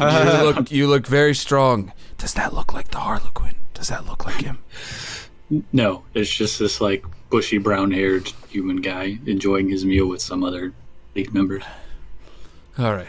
I want to go shopping is what I'm saying. I know I haven't done much of it, but I think it's time. For me to finally do a little shopping. Go shopping. I would like to trade. I would like to trade those. I would like to get some munts for those jewels that we stole right before we left the direwolves. Also, I'm going to grab a quick piece of parchment, write a note. As I'm sitting and eating, I would just like to pull the card out real quick and ritual identify on it, the tarot card. Okay. Just in case. Cool. Sorry. Sure. I'm going to write a quick plea to Master Calcarius, letting him know that I would like to study. I would like to begin my studies at the archives, or as soon as possible. You're kind of like writing it's almost like sending off like an acceptance letter or something, like your application to his application. I'm setting off my application. Dude. Nice. I don't know, some of my feats as best I can. I have traveled and I have fought against. I'm good at flipping. I like to run up walls. I can flip with the best of them. I also flip real well. Please Regrettably, I am a dummy, but where else would a dummy learn to be not a dummy? Flipper. He's flipping cool for sure. I'd love to flip some knowledge into my brain. While you're, there it is. While you're eating the parchment and write this letter, you finish your ritual spell on this card, and you don't get anything. Okay. It doesn't seem to be magical. Just, it's worth to know. I hand it back to 7. All right, I'm gonna pocket this. Sure. And also, I'm gonna give the letter. You know what? I'm gonna give the letter to Owly. I think rather than him having a messenger show up, it'd be cool if my familiar were to show up. Maybe prove that I can. You fold up this little thing and you put it around his leg, tie it on there. Yeah. Carrier pigeon style, and you're gonna tell him to go deliver this to the archives. Please deliver this the archives to Master Calcarius. Owly was with me then. He'll know. At the very least, he'll remember Zook, the other bird, or Edward, or somebody. He should know, right, Owly? Pecks you once on the nose. I love you too, buddy. You be safe. You go and kind of push open the door. Owly takes off into the night sky, and you all head to shopping. Yeah. Yo. Okay. Okay. And I still not found anything of my own shit, have I? This is just the worst. So you're still missing you've got your, which is a pretty big deal. You don't have your money, and I think you had, a couple potions still too, right? I have no potions, I don't have my money, I don't have the cultist dagger, I don't have the magic ring for forging with the 5 holes, I don't have the rings, I don't have the antitoxins. Oh, I lost so much. It's just gone, isn't it? It's just gone. Ah! I hate those kids. So you all head to Orson's. Yeah. Orson's. You get there, and you can see outside is a large, covered wagon that is kind of there. Think like a Brahmin trader from Fallout. There's just stuff all over this thing. There's a very large, kind of reddish brown. Did you say ramen trader? No, Brahmin. Oh, you can tell I'm hungry because that animals, sounds amazing. Yeah. No, there's a large covered wagon full of ramen. That sounds phenomenal. There's this big pair of these oxen yoked up to this cart, and you can see Durham is finishing loading stuff in Dragonborn. Yeah, he's a big white dragonborn you've seen before. Yeah, scarred and really cool. You can see standing on a crate is Falric as well, just kind of a little checklist. Oh shit! I'm going over some stuff as they're loading up this cart. He's the guy from upstairs, right? Correct. Also, they're the two main workers you've seen. I'm gonna lean over at Emmett and be like, remember, he's from the he's an Anvil member, but he's aspecting greed. Yes, he is. Greed. I owe him a lot. He kind of turns and looks up at over his shoulder as you guys approach, and he just kind of gives a grin, and he tips his head a soft little bow forward. It's Master Falric. Oh, Durham. Good evening. Good evening. Master Durham. Durham kind of looks over and just gives just keeps working. You see him head inside again. Goes over a quick checklist and kind of folds up the little ledger and sticks it up under his belt. He says, "Well, gentlemen, what do I owe the pleasure?" We have been out into the world.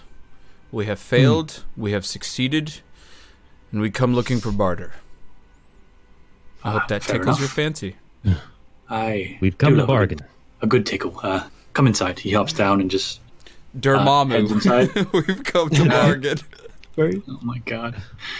You all enter. You can see Durham kind of pass by you all holding another bundle of stuff and heading outside. You can hear him loading up the cart. You see Falric kind of go around behind the counter. He's talking at you and just kind of disappears as he goes behind one of the countertops. It's we finishing loading up. I think I spoke to you all last time. We've got quite an expedition planned. We're heading out eastward towards the desert for a quite fruitious deal, if Orson's leads are correct, and they usually are. You can see him just kind of appear as he jumps up. You've been following his voice, though you can't really see him, and he appears up on top of one of these counters in the back. You can see he's just got those black leather gloves on, still kind of looking all clean and nice, with his presentation hair still slicked back. Says, I'm afraid we don't have much more to offer, and not anything new anyways than when you've last come, but again, if this trip proves well, we'll have plenty to share with you, unless you've got something you want to show me. Kind of looks about all three of you. Sadly, I don't. I didn't speak to you before because I was ashamed, but I had most of my personal effects stolen. Even the ring casing that I showed you.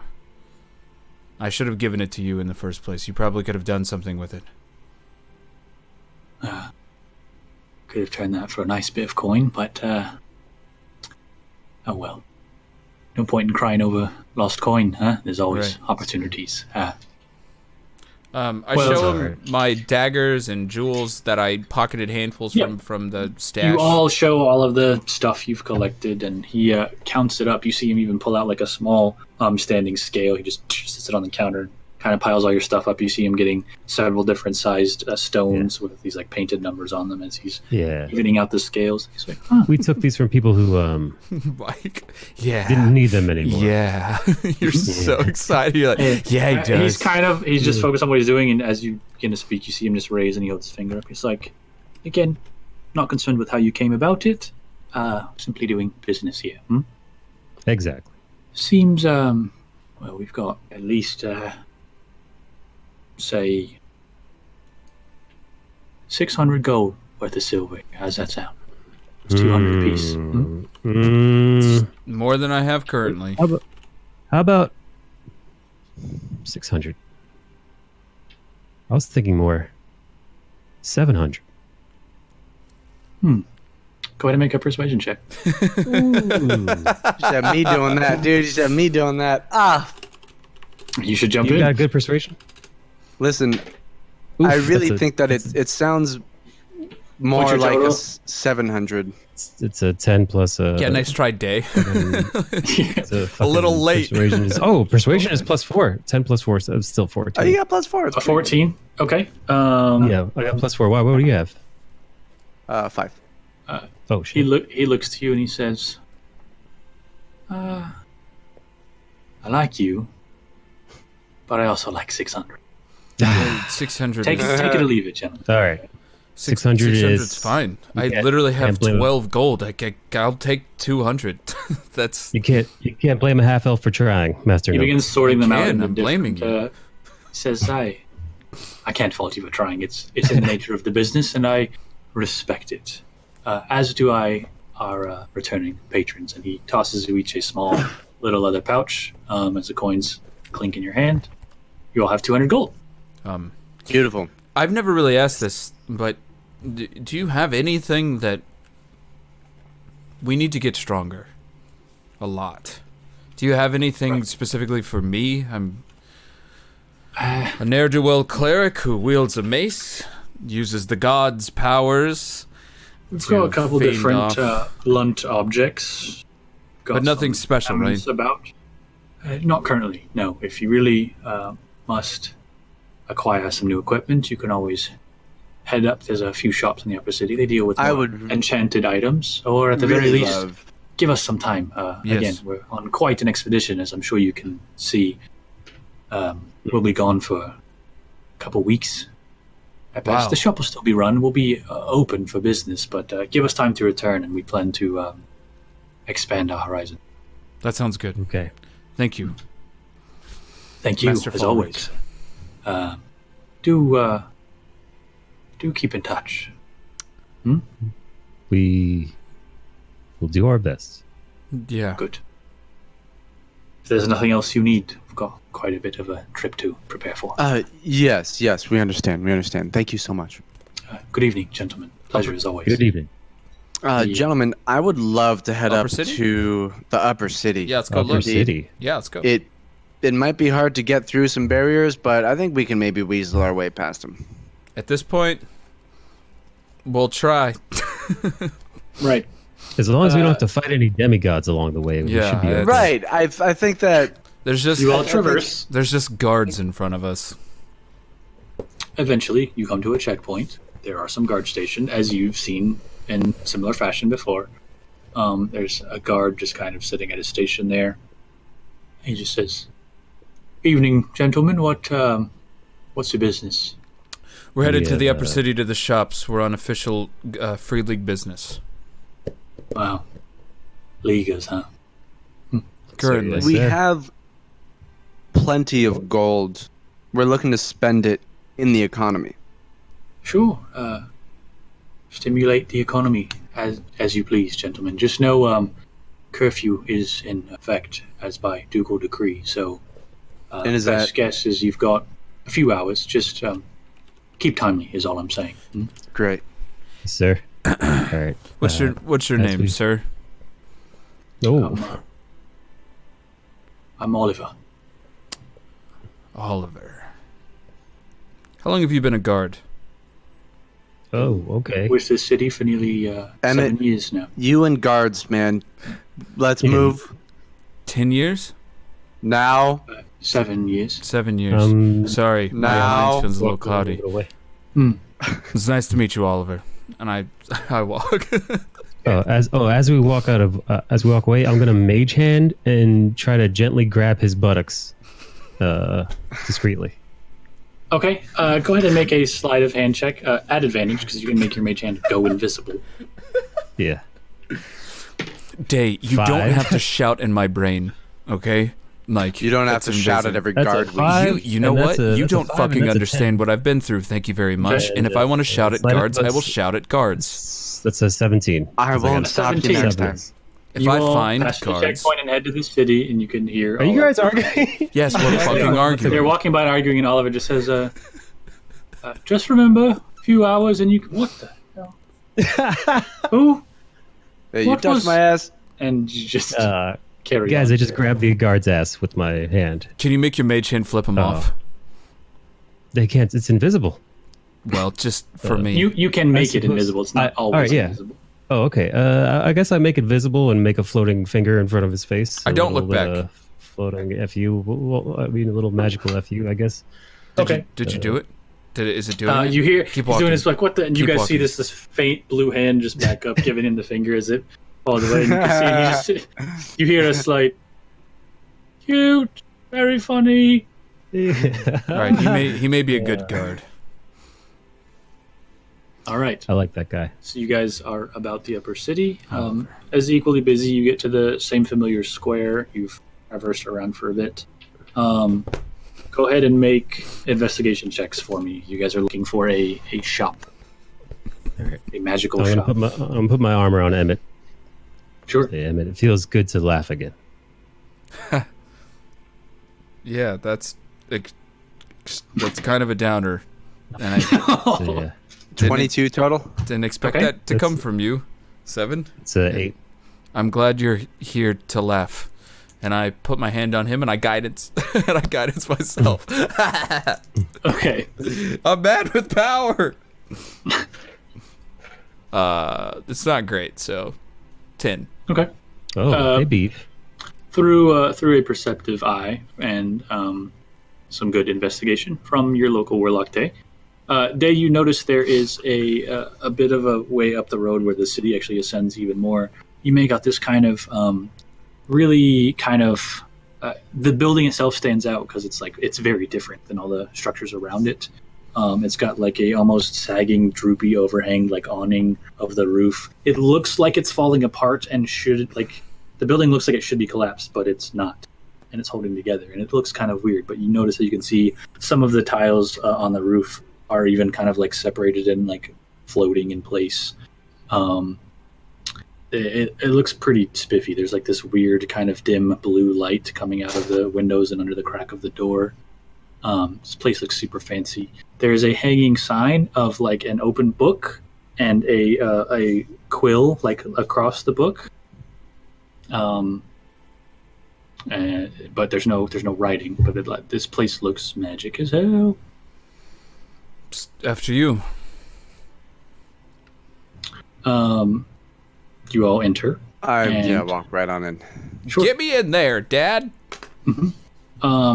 Inside, there you open it and there's that this ding ding ding ding of this bell on the door.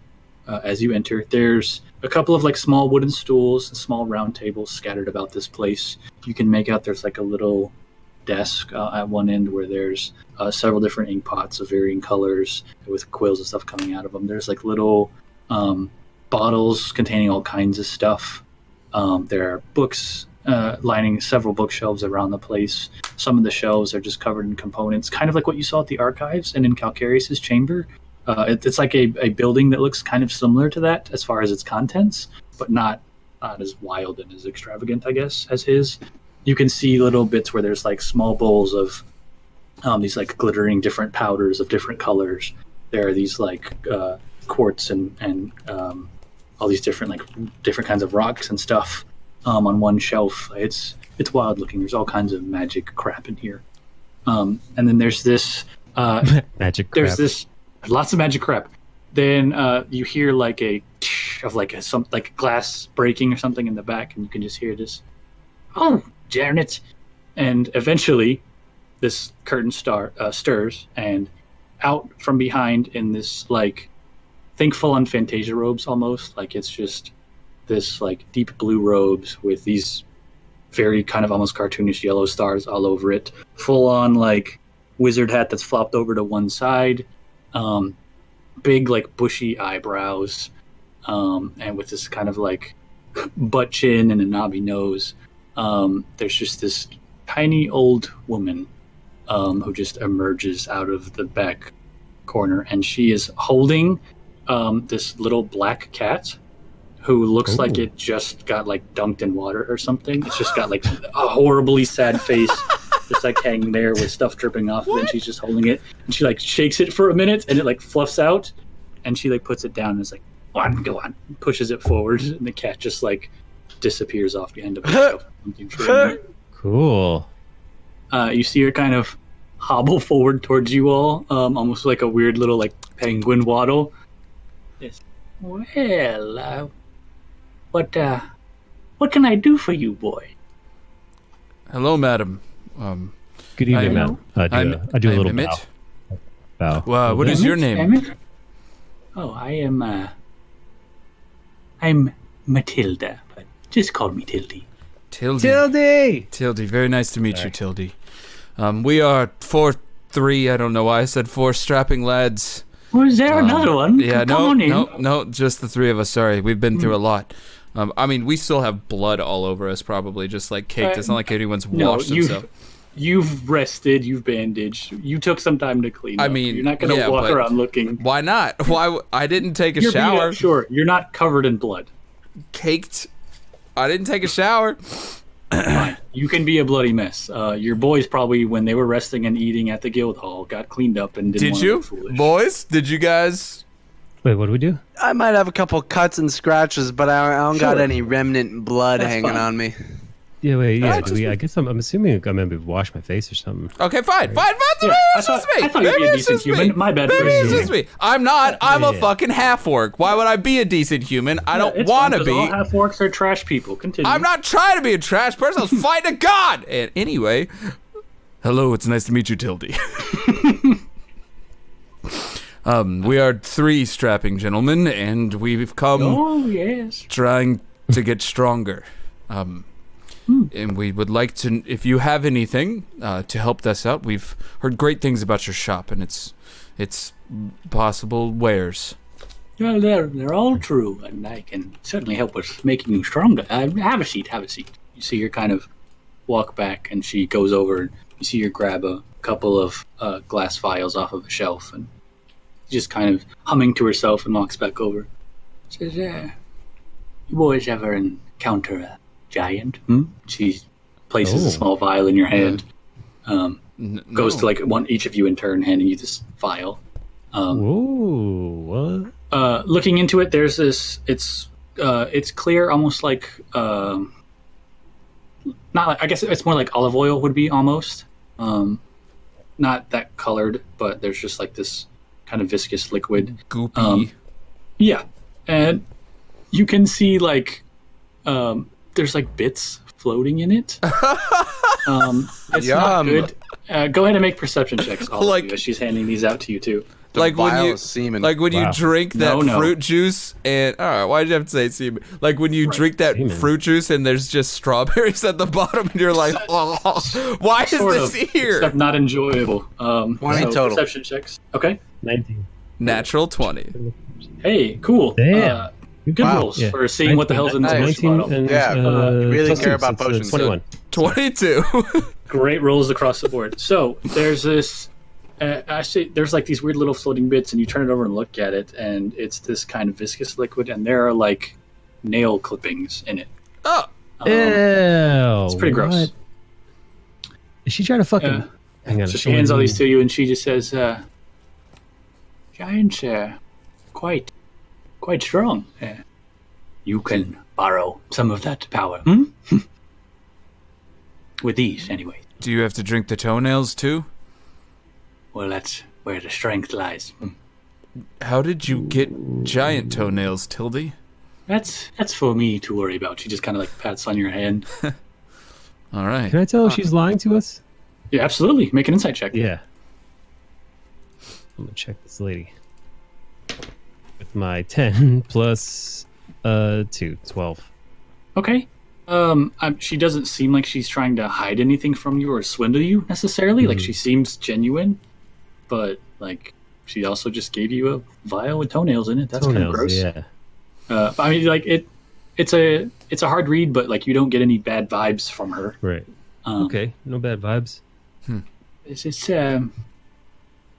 These are potions of giant strength. If you take one, you will, well, be strong as a giant for limited time. But perhaps that's all you need. Yes, possibly. These are free samples? No. She kind of snatches it from you. It's not free. You simply my buy it, misunderstanding. use it. Do you have any weapons, Tildy? I don't usually carry weapons, but I can enchant yours if you like. What does that mean? Hey now. Magic. Right. Like, I'm sorry. We're three rather simple. Just we like to punch things. She like grabs up on your cheek. Strapping lads. Yeah, right. Simple strapping lads, and you're just wondering what kind of magic. Oh, that depends on what you want. And if you have money, because I don't work for free, gentlemen. I have to eat, and acquire more toenails from time to time. I hold up the mace. I just kind of take it off my side. What can you do with this? Well, it depends. If you'd like, I can just practice something. No guarantees that it will work or that you'll be, necessarily amazed, but who knows what I can come up with, unless you have something in mind, son. I wanted to hit things harder, and I want to make sure that I stop missing for the most part. Believe that can be arranged. We'll say 300 gold pieces, and I'll enchant it for you. That sounds great. Simply pay half now and leave this with me. Should take me a few hours. If you want, I can have it ready for you in the morning. That sounds amazing. Can you do anything with these? And I do a little flippity in my palms, dagger spin. She kind of motions for one. You give it to her. She looks it over. She says, simple enough, easier to work with. But again, it just depends on what you'd like. What might you be able to do? Maybe some options. Do not limit me. I can do plenty. She kind of wiggles your nose. She's very handy. She's a handsy grandma. Yep. Oh. I'll be honest, Lady Tildy, I am new to magics and things enchanted. I am not sure the limits of your capabilities or any magic user's capabilities. I'm unsure what to request from you. Perhaps you would allow me to just have creative freedom. We'll see what happens. Please. I give her my other dagger. Whatever you can concoct, I would be happy with. All right. We'll say same deal. 300 for the pair. These are smaller, a bit easier to work with, but 150 now, and we'll work on them. Day. I have a headache. Would you like some tea? I've got something for that. I would actually love some. Can I owe you?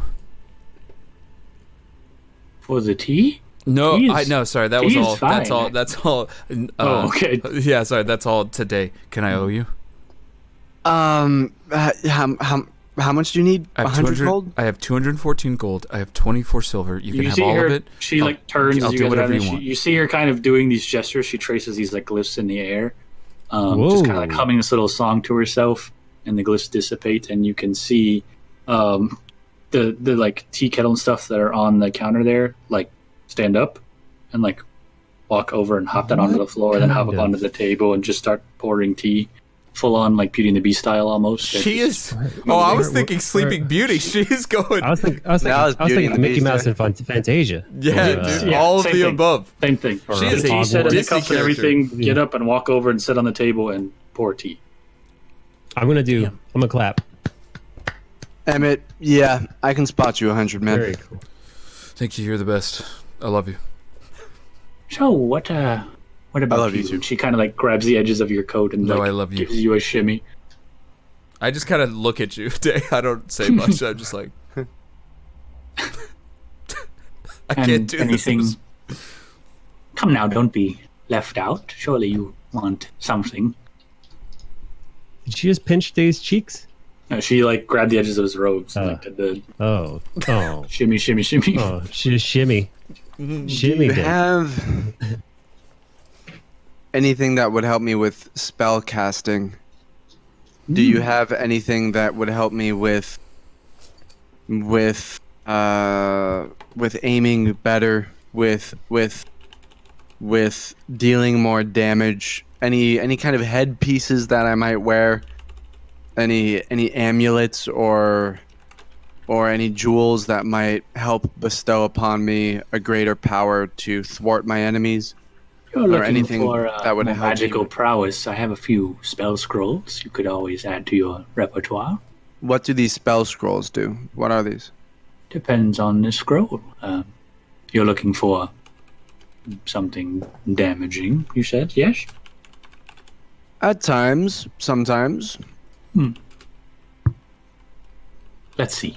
And you see her kind of go off. There's like a small basket with just all these scrolls sticking out of it, and she's like fumbling through them with the paper, and she pulls one out. She hands it over to you, and you kind of unfurl it. You can see there's almost this like shimmering, like it looks like an oil slick would be. With there's like all these runes and all this arcane writing. She's like, "This is something quite useful. It's a tidal wave. Oh my god! Just don't use it in the streets." I love how candid she is. It's a tidal wave. What exactly would a tidal wave do? Have you ever seen the ocean, son? Yes. It's like the ocean, only from you. If anyone's in your way, well, throw the ocean at them. Just not in the street, and not in my shop, please. She kind of grabs it and rolls it back up for a moment. How many times can I use this? Scrolls are imbued with a spell to use once, but if you are practicing the arcane ways, I imagine you are. Since you're asking, you can add it to your spell book.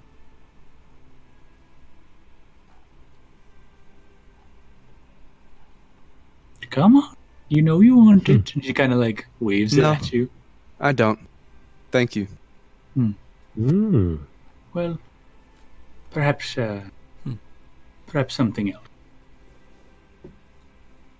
I could always try and make you something. Enchant your robes, perhaps. Anything you can think of.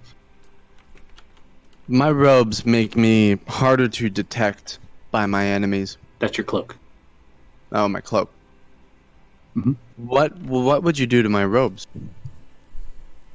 I could fortify them. I could be a number of things. Again, we're only limited by our imaginations. Come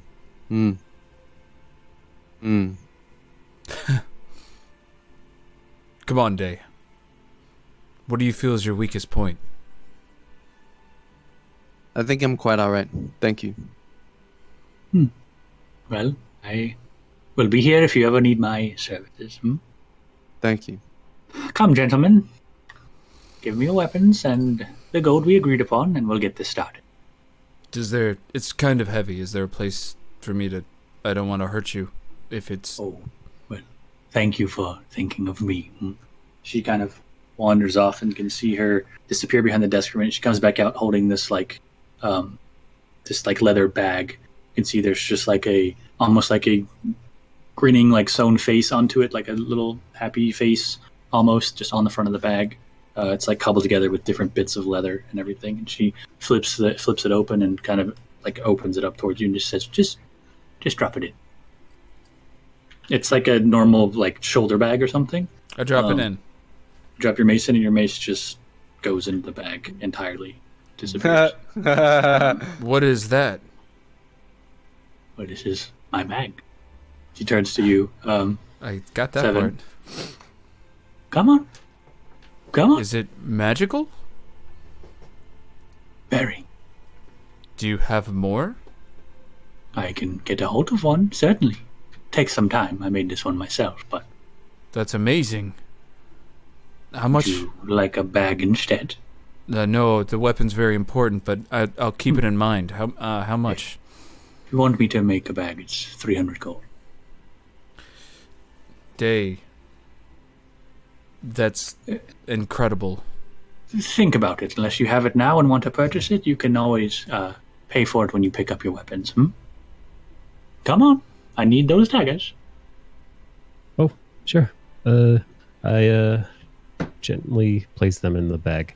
You drop them in, they disappear. She Tilly, what's closes the it name up. of this store? Tildy's, I suppose. Nothing fancy. Everyone just seems to know who I am. Well, I don't know what I expected, but I love it. Well, it's easy to get confused with fancy names. Might as well just use your own. We do have the business end of our deal, gentlemen, so the gold, if you don't mind, and I can get started right away. I give her 150. Okay. And you as well, 7? Yes. 150 now. She collects the money from you. Thank you, as always. Seems I've got a lot of work before me for this evening, but I'm excited. Very least, go and get some rest. We'll see you in the morning. Feel free to stop by anytime, boys. Thank you. Have a good night. You see her just kind of waddle back and disappears behind the curtain. And I think this is a good place to end the night. So Can we go to bed? Hey. Yeah, you'll head back to the... Yeah, we'll say you Can head I back to the do inn. one character thing as I go to sleep? Absolutely. Sure. As far as ending points? Wait, Absolutely. and before she leaves, I say, wait.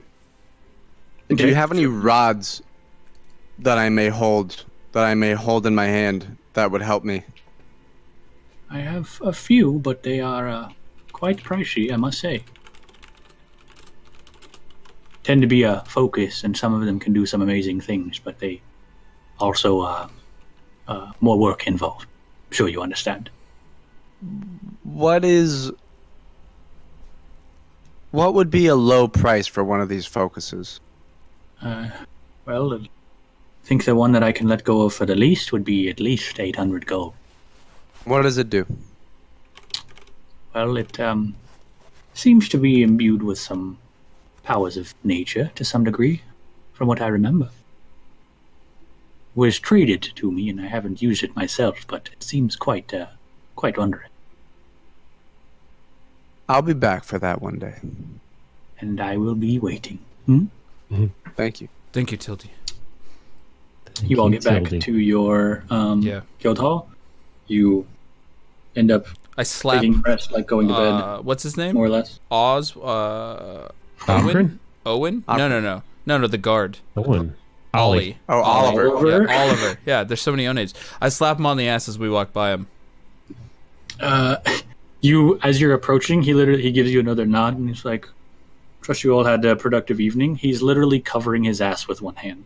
Okay. I go to do it, and I'm like, good game, soldier on. He kind of like turns. Was it you? I'm not much of a butt guy. Well, just keep moving. I flick him off, and I walk away. He covers both ass cheeks and like watches you all go. You eventually get back to the guild hall. This has been And quite the journey. an insane day. What a day. I'm gonna, yeah. We almost journeyed to the 7 hells on this day.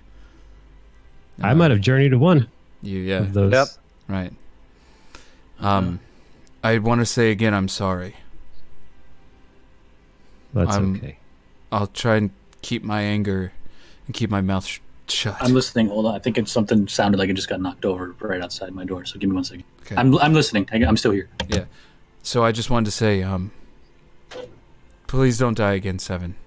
I'll try and make sure I don't make that happen. I'll do my best to stay alive. I owe you Do my both. best. Seriously. If there's anything you want to know at this point, just ask. I trust you with my life. Thank you, Emmett. I trust you as well. And I think Kasmin trusts you as well. He does. Enough to... He told me to look out for you, which I imagine is probably a pretty damn big deal for him. I think it is, yeah. You can hear me? Hello, hello? Yeah, we can hear you. Yeah. Cats. Anyways. Yeah, we can hear you. Okay. 7,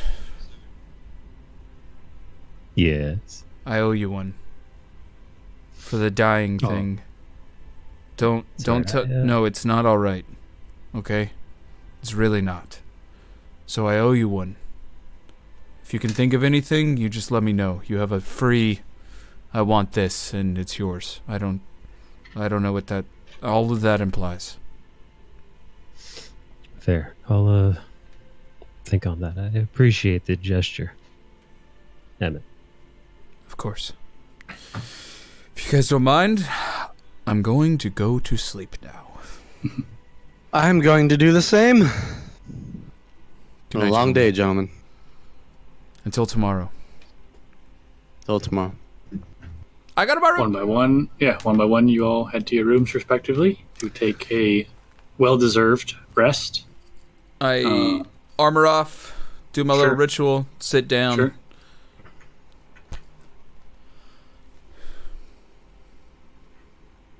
You must be amazing. If you're truly gone. No. If you're dead. But still you are here. I want to say thank you for putting up with my disbelief at times. If somehow, wherever you are, if you still believe in me, I want you to know I am here, dear Agosta. Just tell me what you need. Until then, I'll be looking for you. Okay. And I lay down. Cool. That's where we'll stop. So, that'll be the end for tonight. Wow, Hey. gents. Wow. And because of everything that happened, that's going to go ahead and bring us to level 5. That's right. Yay. Screw you, Harlequin!